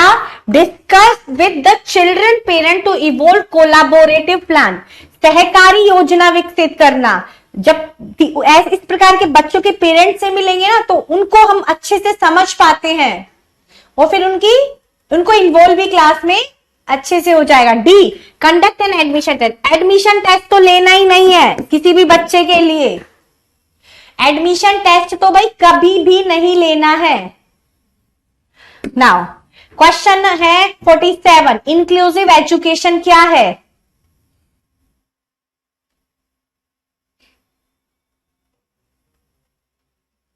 क्वेश्चन भाई 70 के अराउंड है।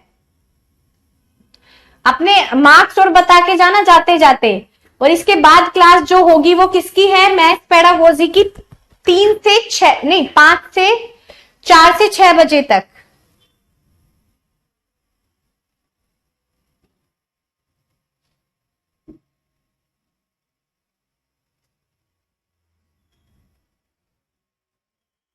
ठीक है, 47 का डी नहीं होगा।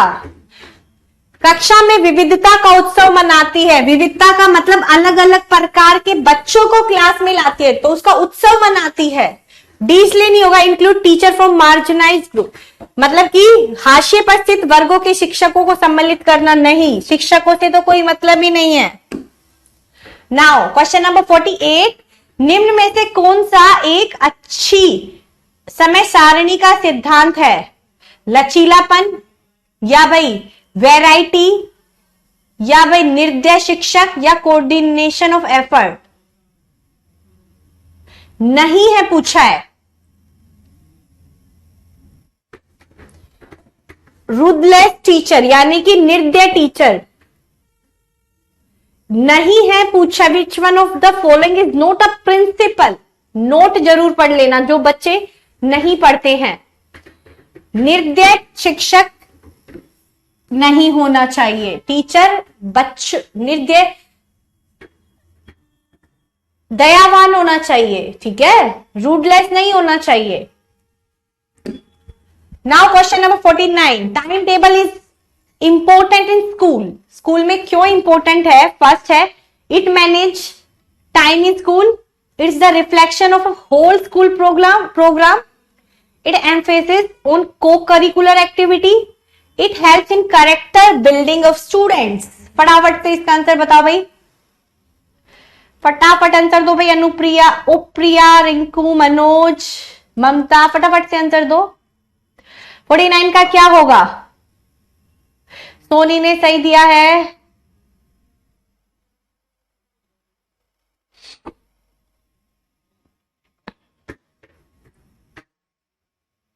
देखो इसका सी भाई इसलिए नहीं होगा, टाइम टेबल कैरेक्टर बिल्डिंग में हेल्प नहीं करता। नो, यह पाठ्य सहगामी क्रियाओं पर बल देता है। नो, टाइम टेबल जो बनाया जाता है वो पूरे स्कूल के लिए बनाया जाता है, हर एक्टिविटी के लिए।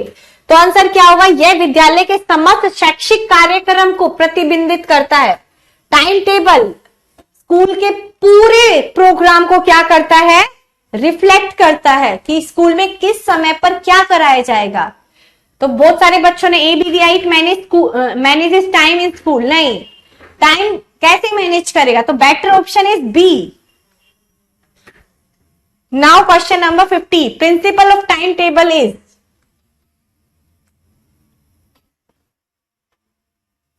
बताओ।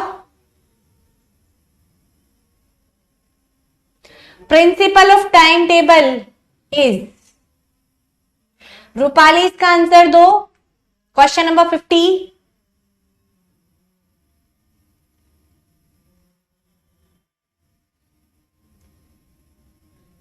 पीडीएफ मिलेगी भाई आप लोगों को। प्रिंसिपल ऑफ डाइवर्सिटी, या डाइवर्सिटी का मतलब है यहां पर बहुत सारी एक्टिविटीज होनी चाहिए, अलग अलग चीजें हमारे टाइम टेबल में होनी चाहिए। फ्लेक्सिबिलिटी यानी कि चेंजेस भी according to time and situation and need of the students, time table should be change. ठीक है, नाउ क्वेश्चन, इसका आंसर होगा सी। फटाफट करो भाई, फिर लास्ट में डाउट भी ले लूंगी।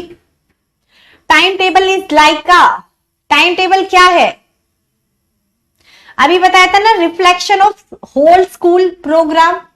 रिफ्लेक्शन हम किस में देखते हैं? क्वेश्चन नंबर 50 का आंसर बताओ।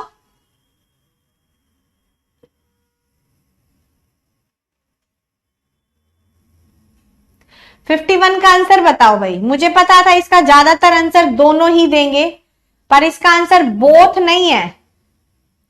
टाइम टेबल इज लाइक का,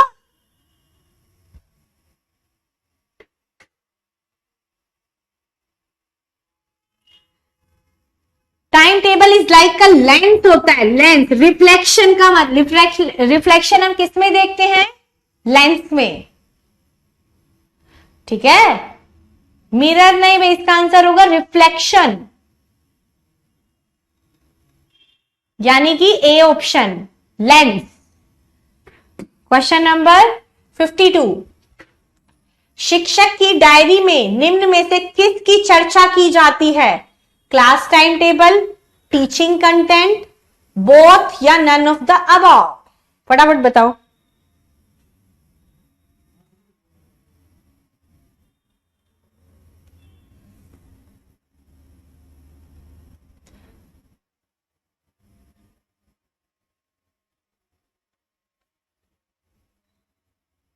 नाउ आंसर इसका सही है, क्लास टाइम टेबल भी लिखा जाता है और टीचर कंटेंट, शिक्षण की विषय वस्तु, दोनों चीजों को टीचर डायरी में लिखा जाता है। Now question number 53, multi class teaching system, बहुश्रेणी शिक्षण विधि। देखो ये ऐसी शिक्षण विधि है जिसमें कक्षा में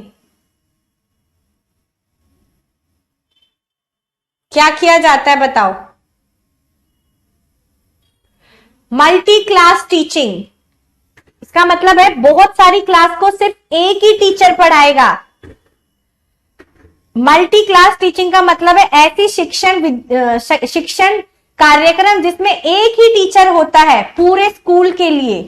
कई स्कूल ऐसे होते हैं ना, एकल स्कूल, सिंगल स्कूल टीचर भी जिसको बोला जाता है, जिसमें पूरे स्कूल के लिए सिर्फ एक टीचर होता है। तो टीचर किस पर डिपेंड करता है? टीचर मॉनिटर पर डिपेंड करता है। आंसर होगा इसका मॉनिटर। मल्टी क्लास टीचिंग यानी कि बहुत सारी क्लासों को एक टीचर टीच करेगा। ठीक है, तो टीचर क्लास में मॉनिटर बनाता है, मॉनिटर प्रणाली भी हम इसको बोल देते हैं। इसका आंसर क्या होगा? Monitor. Class teaching, multi class teaching का मतलब है ऐसी टीचिंग जिसमें एक ही टीचर होता है पूरे स्कूल के लिए, और टीचर डिपेंड करता है, डिपेंड किस पर करता है भाई? मॉनिटर पर। और ये मल्टी क्लास टीचिंग किस, प्राइमरी क्लासेस के लिए होता है, बस प्राइमरी क्लासेस में ही होता है ये वाला मल्टी क्लास टीचिंग।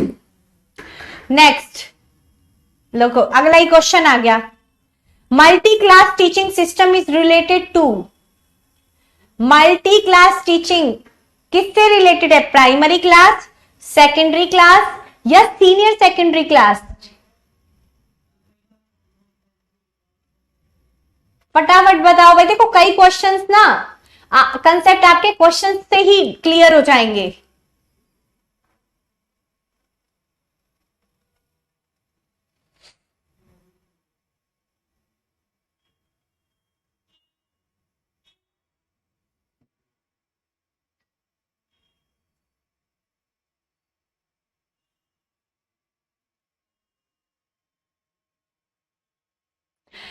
तो आंसर क्या है इसका? Primary class. ठीक है, तो इसका करेक्ट आंसर क्या है? मल्टी क्लास टीचिंग किस प्रकार के स्कूलों के लिए होती है? प्राइमरी क्लासेस के लिए। नाउ क्वेश्चन नंबर 55, निम्न में से कौन सा बहुग्रेड शिक्षण प्रणाली के साथ सहमत नहीं रखता? सहमति। फर्स्ट, एक अध्यापक एक समय में एक से अधिक कक्षाओं का प्रबंधन करना। नेक्स्ट, बैठने की लचीली व्यवस्था होती है। विभिन्न कक्षाओं में एक ही कक्षा में अंतःक्रिया, या student to be similar in term of age and ability. आपके क्वेश्चनों का डाउट मैं लास्ट क्लास में, इस क्लास के लास्ट में दूंगी।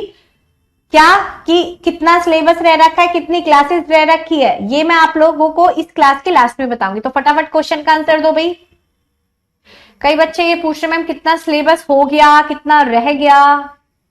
इस टाइप के क्वेश्चन बार बार रिपीट होते रहते हैं, तो मैंने सोचा एक ही बार दे दूं, तो इसलिए लास्ट तक क्वेश्चन करो, फिर आपको आंसर मिलेगा।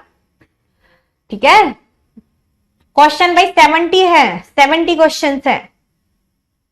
स्टूडेंट देखो, जब बहुत सारी क्लास के बच्चे एक साथ पढ़ेंगे, एक इसका देखो मतलब है एक अध्यापक एक समय में एक से अधिक कक्षाओं का प्रबंधन करेगा, ये तो इसका मीनिंग है। ठीक है, दूसरा, बैठने की लचीली व्यवस्था भी होती है, इंटरेक्शन होता है। बहुत सारी क्लासों में क्या होता है? कक्षाओं में अंतःक्रिया, बहुत सारी कक्षाएं एक साथ पढ़ेगी तो अंतःक्रिया तो उनमें होगी ही होगी। आप इसमें पूछा डू नॉट एग्री, एग्री मतलब विद्यार्थियों की आयु एवं योग्यता के आधार पर समान। जब अलग अलग कक्षाएं होंगी तो वे योग्यता और आयु में समान नहीं हो पाएंगे। तो answer D is correct. Answer D is correct. Question number 56, one teacher school यानी कि multigrade system, multigrade teaching system भी हम इसको बोल सकते हैं। एक अध्यापकीय विद्यालय का अर्थ है a school with one teacher for all pupil and classes, a school with one teacher for one classes, a school with one teacher for two classes, a school with one teacher for all work. चलो बताओ इसका answer बताओ। Question number 56, सोच के answer देना इसका। विश्वजीत का सही आंसर है भाई अभी तक, सुष्मिता का भी सही है, दीक्षा का भी सही है, श्रेया का भी सही है, सुमन्या,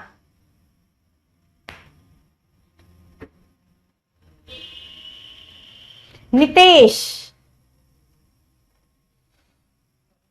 अल्पना, किरण, परवीन, दीपाली, काफी बच्चों ने सही आंसर दिया। देखो मैंने आप लोगों को बताया था जो एक टीचर वाला स्कूल होगा, देखो ए और डी में हम एक बार डिफरेंस कर लेते हैं। ऑप्शन ए है एक स्कूल जिसमें एक अध्यापक सभी शिष्यों और सभी कक्षाओं के लिए है। ठीक है, ये अच्छा ऑप्शन है, ये भी अच्छा ऑप्शन है। पहले डी देखो, एक स्कूल जिसमें सभी कार्य के लिए एक अध्यापक। सिंगल स्कूल टीचर वो वाला स्कूल वो होता है जिसमें एक ही टीचर सभी काम के लिए होगा, चाहे वो ऑफिस वर्क हो, चाहे वो बच्चों का वर्क हो, क्लास का वर्क हो या स्कूल का वर्क हो, कोई भी वर्क हुआ स्कूल का वो एक ही टीचर करेगा। ठीक है, तो ज्यादा अच्छा आंसर क्या है? D, D. Okay, now question number 57, research study reveal that indoctrination children religious creed and ideology। शोध अध्येता के आधार पर यह स्पष्ट होता है कि बच्चे धार्मिक मतों और सिद्धांतों के सिद्धांतारोपण में result in 60% decrease in social approved behaviour, या produce a drastic reduction in crime, या result in a significant decrease in social approved behaviour, या उनके सामाजिक रूप से अनुमोदित व्यवहार पर कोई मुख्य प्रभाव नहीं पड़ता। क्या है ऑप्शन? देखो दोबारा पढ़ते हैं। रिसर्च स्टडी रिवील दैट, इसको थोड़ा पढ़ा, ये क्वेश्चन है, एक बार दोबारा पढ़ लेते हैं। शोध अध्ययनों के आधार पर यह स्पष्ट होता है कि बच्चे पर धार्मिक मतों एवं सिद्धांत रोपण, मतलब कि जो रिलीजियस क्रीड कराया जाता है और सिद्धांत हम उन पर थोपते हैं, उससे क्या रिजल्ट निकलता है? उनके सामाजिक रूप से अनुमोदित व्यवहार में 60% की वृद्धि हो गई, या अपराधों में प्रबल कमी आई? नो। सामाजिक रूप से अनुमोदित व्यवहार में सार्थक रूप से कमी आई? या देखो, बच्चों को जब हम धार्मिक मतों का ज्ञान देंगे और उनको आइडियल बिहेवियर देंगे तो क्या प्रभाव पड़ेगा? उनके सामाजिक रूप से अनुमोदित व्यवहार पर कोई प्रभाव नहीं पड़ेगा भाई, कुछ तो प्रभाव पड़ेगा ही पड़ेगा। सामाजिक रूप से अनुमोदित व्यवहार में सार्थक रूप से कमी आई, या भाई अप्रूव्ड सिग्निफिकेंट। देखो ए या सी में से ज्यादा अच्छा ऑप्शन बताओ अब आप। क्या होगा? Result in a significant decrease in socially approved behaviour. देखो इसका परसेंटेज नहीं बताया जाता कि 60% हुआ, 10% हुआ, 50%। तो result in a significant decrease in socially approved behaviour, ये ज्यादा बेटर ऑप्शन है। दोनों का मतलब सेम है, पर एक में परसेंटेज बताइए। देखो परसेंटेज नहीं बता सकते, इतने परसेंट हुआ, सिर्फ इतने ही परसेंट, एक्यूरेट नहीं है। ठीक है, तो देखो मैंने ये क्वेश्चन आज फर्स्ट टाइम देखा है, मैंने किस तरीके से आंसर दिया। ठीक है, हालांकि मैंने ये क्वेश्चन एक बार ऑफिशियली आंसर की से भी देखा था, तो भी यही आंसर था। ठीक है, डी नहीं होगा। कोई ना कोई प्रभाव तो भाई जरूर पड़ेगा बच्चे के ऊपर, कोई ना कोई प्रभाव जरूर पड़ता है बच्चे के ऊपर, बिल्कुल प्रभाव नहीं पड़े ऐसा हो ही नहीं सकता। नाउ क्वेश्चन नंबर 58, समाज के एजेंट के रूप में विद्यालय का मुख्य कार्य होना चाहिए to maintain social norm, to prepare the child for social life, to provide student understanding of their environment, या to develop vocational competency among student। समाज के एजेंट के रूप में विद्यालय को क्या होना चाहिए?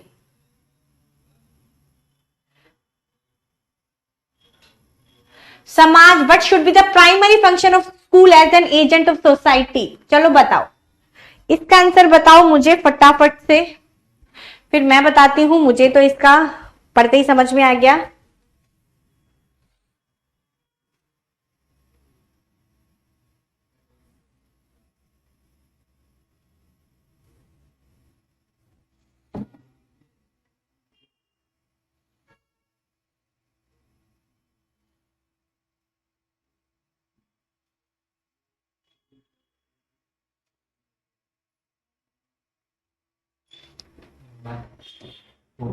शुभम पूछना है छोटे वाला कि कल कभी ये एग्जाम छोड़ रहा है।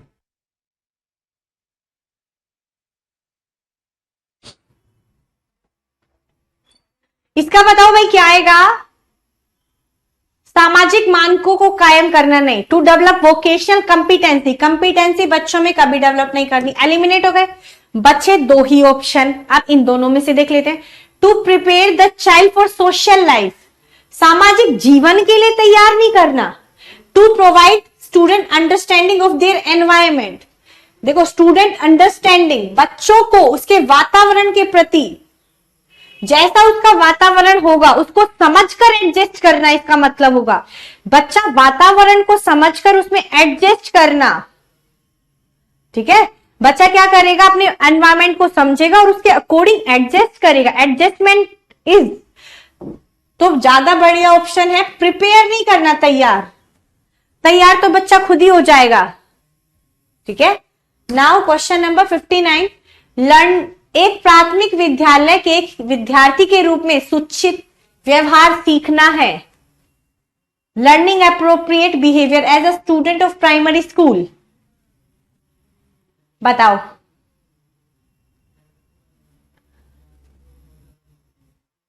इसका आंसर बताओ भाई, आंसर बताओ इसका क्या होगा?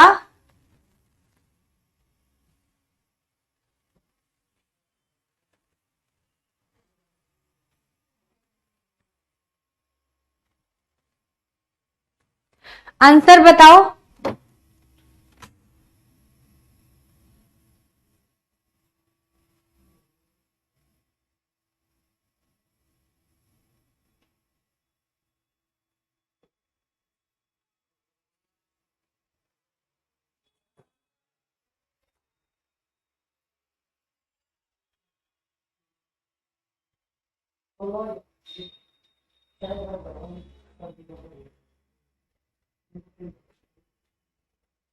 बताओ इसका आंसर क्या होगा भाई?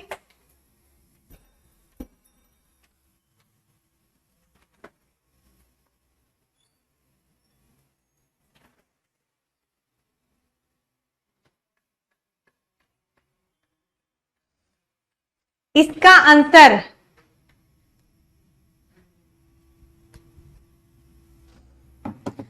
होगा, देखो सोशलाइजेशन दो ही प्रकार से होता है, एक तो प्राइमरी,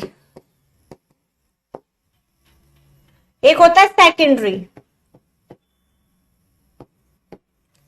सोशलाइजेशन प्राइमरी होता है घर परिवार, प्राइमरी सोशलाइजेशन बच्चा कहां से करता है? घर परिवार। घर परिवार में भी सबसे पहली सोशल टीचर कौन होती है? बच्चे की मां। सेकेंडरी घर परिवार को कुछ सब कुछ छोड़कर जो चीजें बच्चा सीखता है वो सेकेंडरी होता है, ठीक है। तो जो स्कूल में बिहेवियर बच्चा सीख रहा है, लर्निंग कर रहा है, उसको क्या बोला जाएगा? सेकेंडरी सोशलाइजेशन, ठीक है। तो क्या होगा इसका आंसर?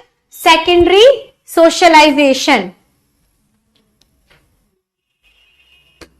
नाउ शिक्षा के संदर्भ में सामाजिकरण से तात्पर्य है अपने सामाजिक मानदंड बनाना, समाज में बड़ों का सम्मान करना, सामाजिक वातावरण से अनुकूल और समायोजन, ऑलवेज फॉलो सोशल नॉर्म्स। फटाफट करो भाई, क्वेश्चन काफी रह गए हैं, मुझे थोड़ा जल्दी इसका आंसर होगा सामाजिक वातावरण से अनुकूल और समायोजन। नाउ नेक्स्ट, शिक्षक को यह सलाह दी जाती है कि वे अपने शिक्षार्थियों को सामूहिक गतिविधियों में शामिल करें, क्योंकि सीखने को सुगम बनाने के अतिरिक्त अगर सामूहिक गतिविधियों में करेगा टीचर उनको इन्वॉल्व, तो उसमें क्या होगा? बच्चों का सोशलाइजेशन होगा।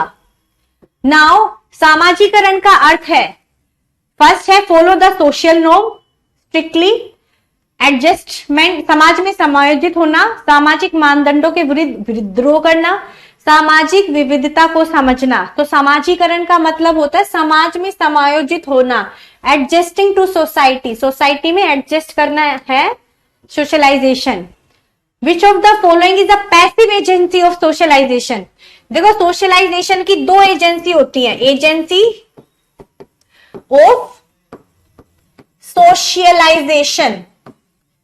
कितनी एजेंसी होती है? एक तो होती है एक्टिव, एक होती है पैसिव। दो एजेंसी होती है, एक्टिव का मतलब होता है सक्रिय, एक होती है निष्क्रिय।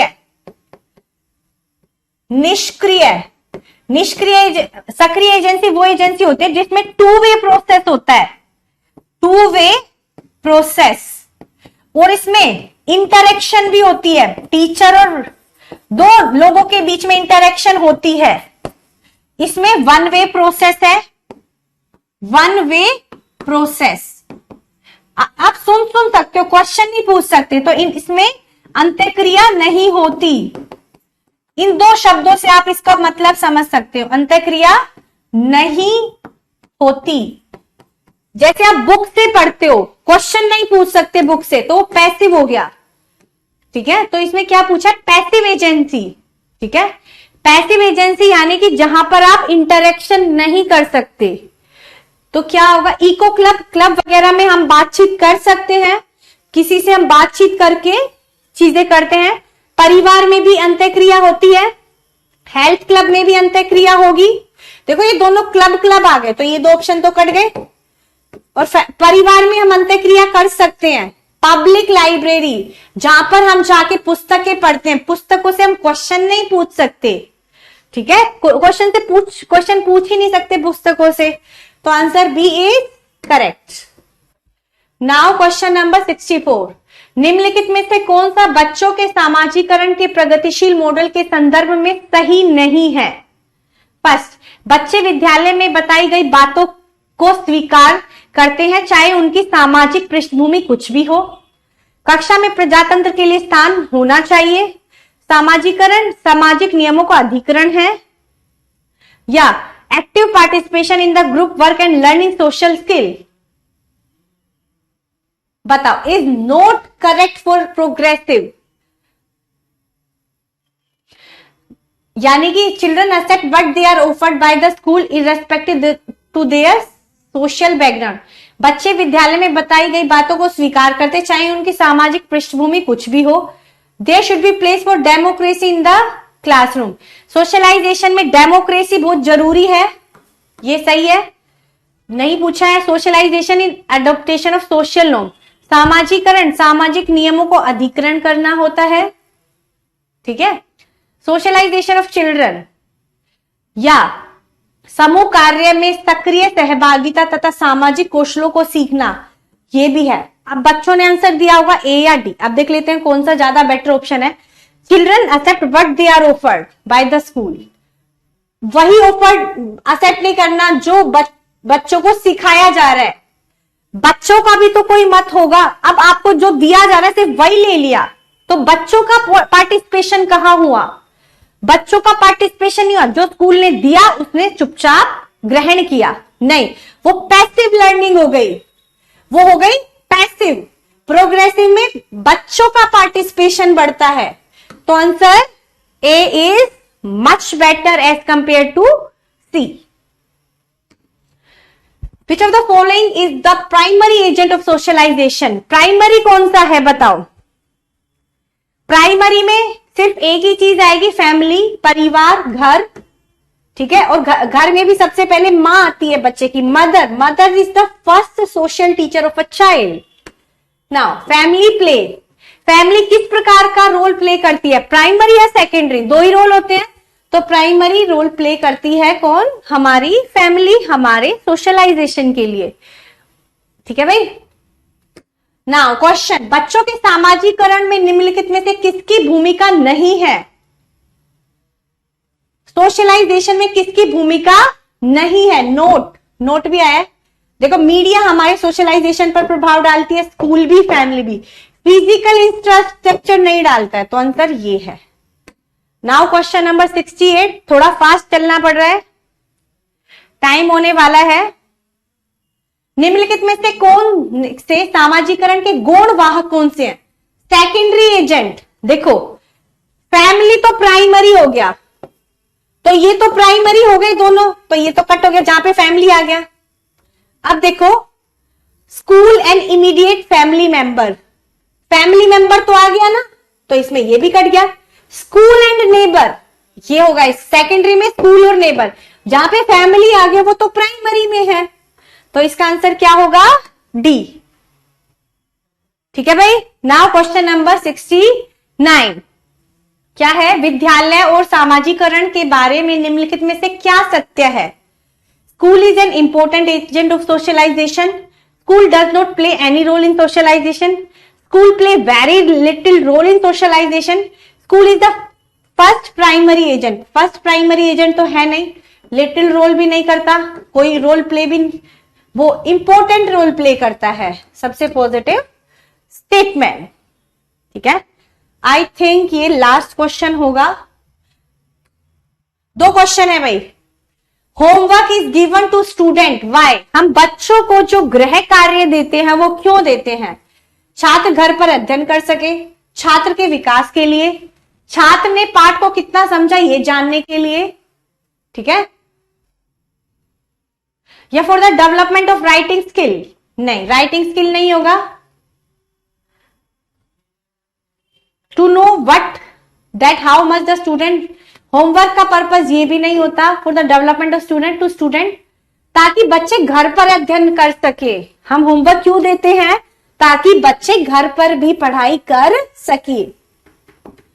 इससे बच्चों की अध्ययन में उन्हें खुद के लिए भी टाइम मिलता है पढ़ने के लिए। घर पर बच्चे पढ़ेंगे, खुद पढ़ेंगे, अध्ययन करने का कौशल विकास होगा। लास्ट क्वेश्चन है, विद्यार्थियों को गृह कार्य देने का यह फायदा है। कार्य है भाई, ये क्या है? कार्य देने का।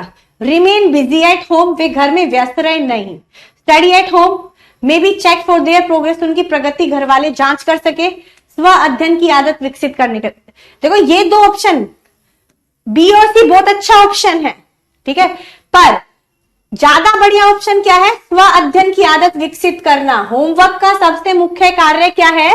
ताकि बच्चा घर पर भी अध्ययन कर सके।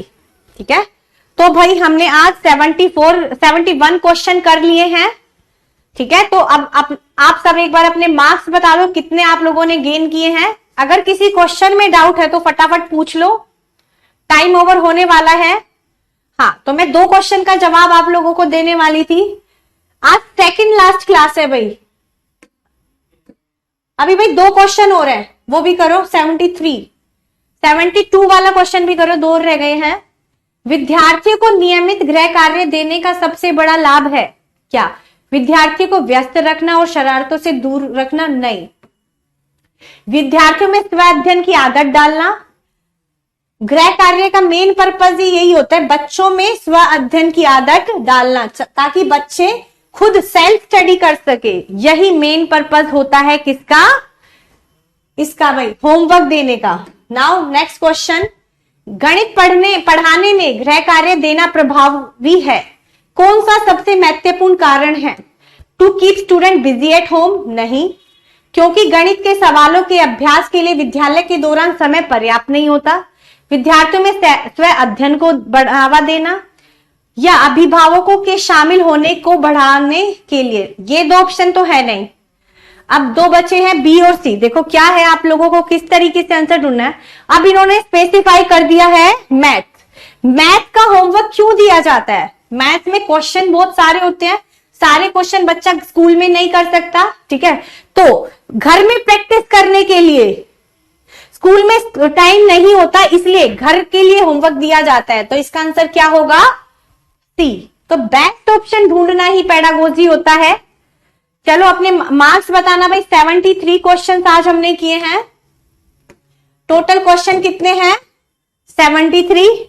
और एक बात, अभी 4 बजे की जो क्लास है वो मैथ्स पेडागोजी की है, वो भी 2 घंटे की क्लास है। उसमें भी हम बहुत सारे क्वेश्चन करने वाले हैं, तो फटाफट उस वाली क्लास में भी आओ।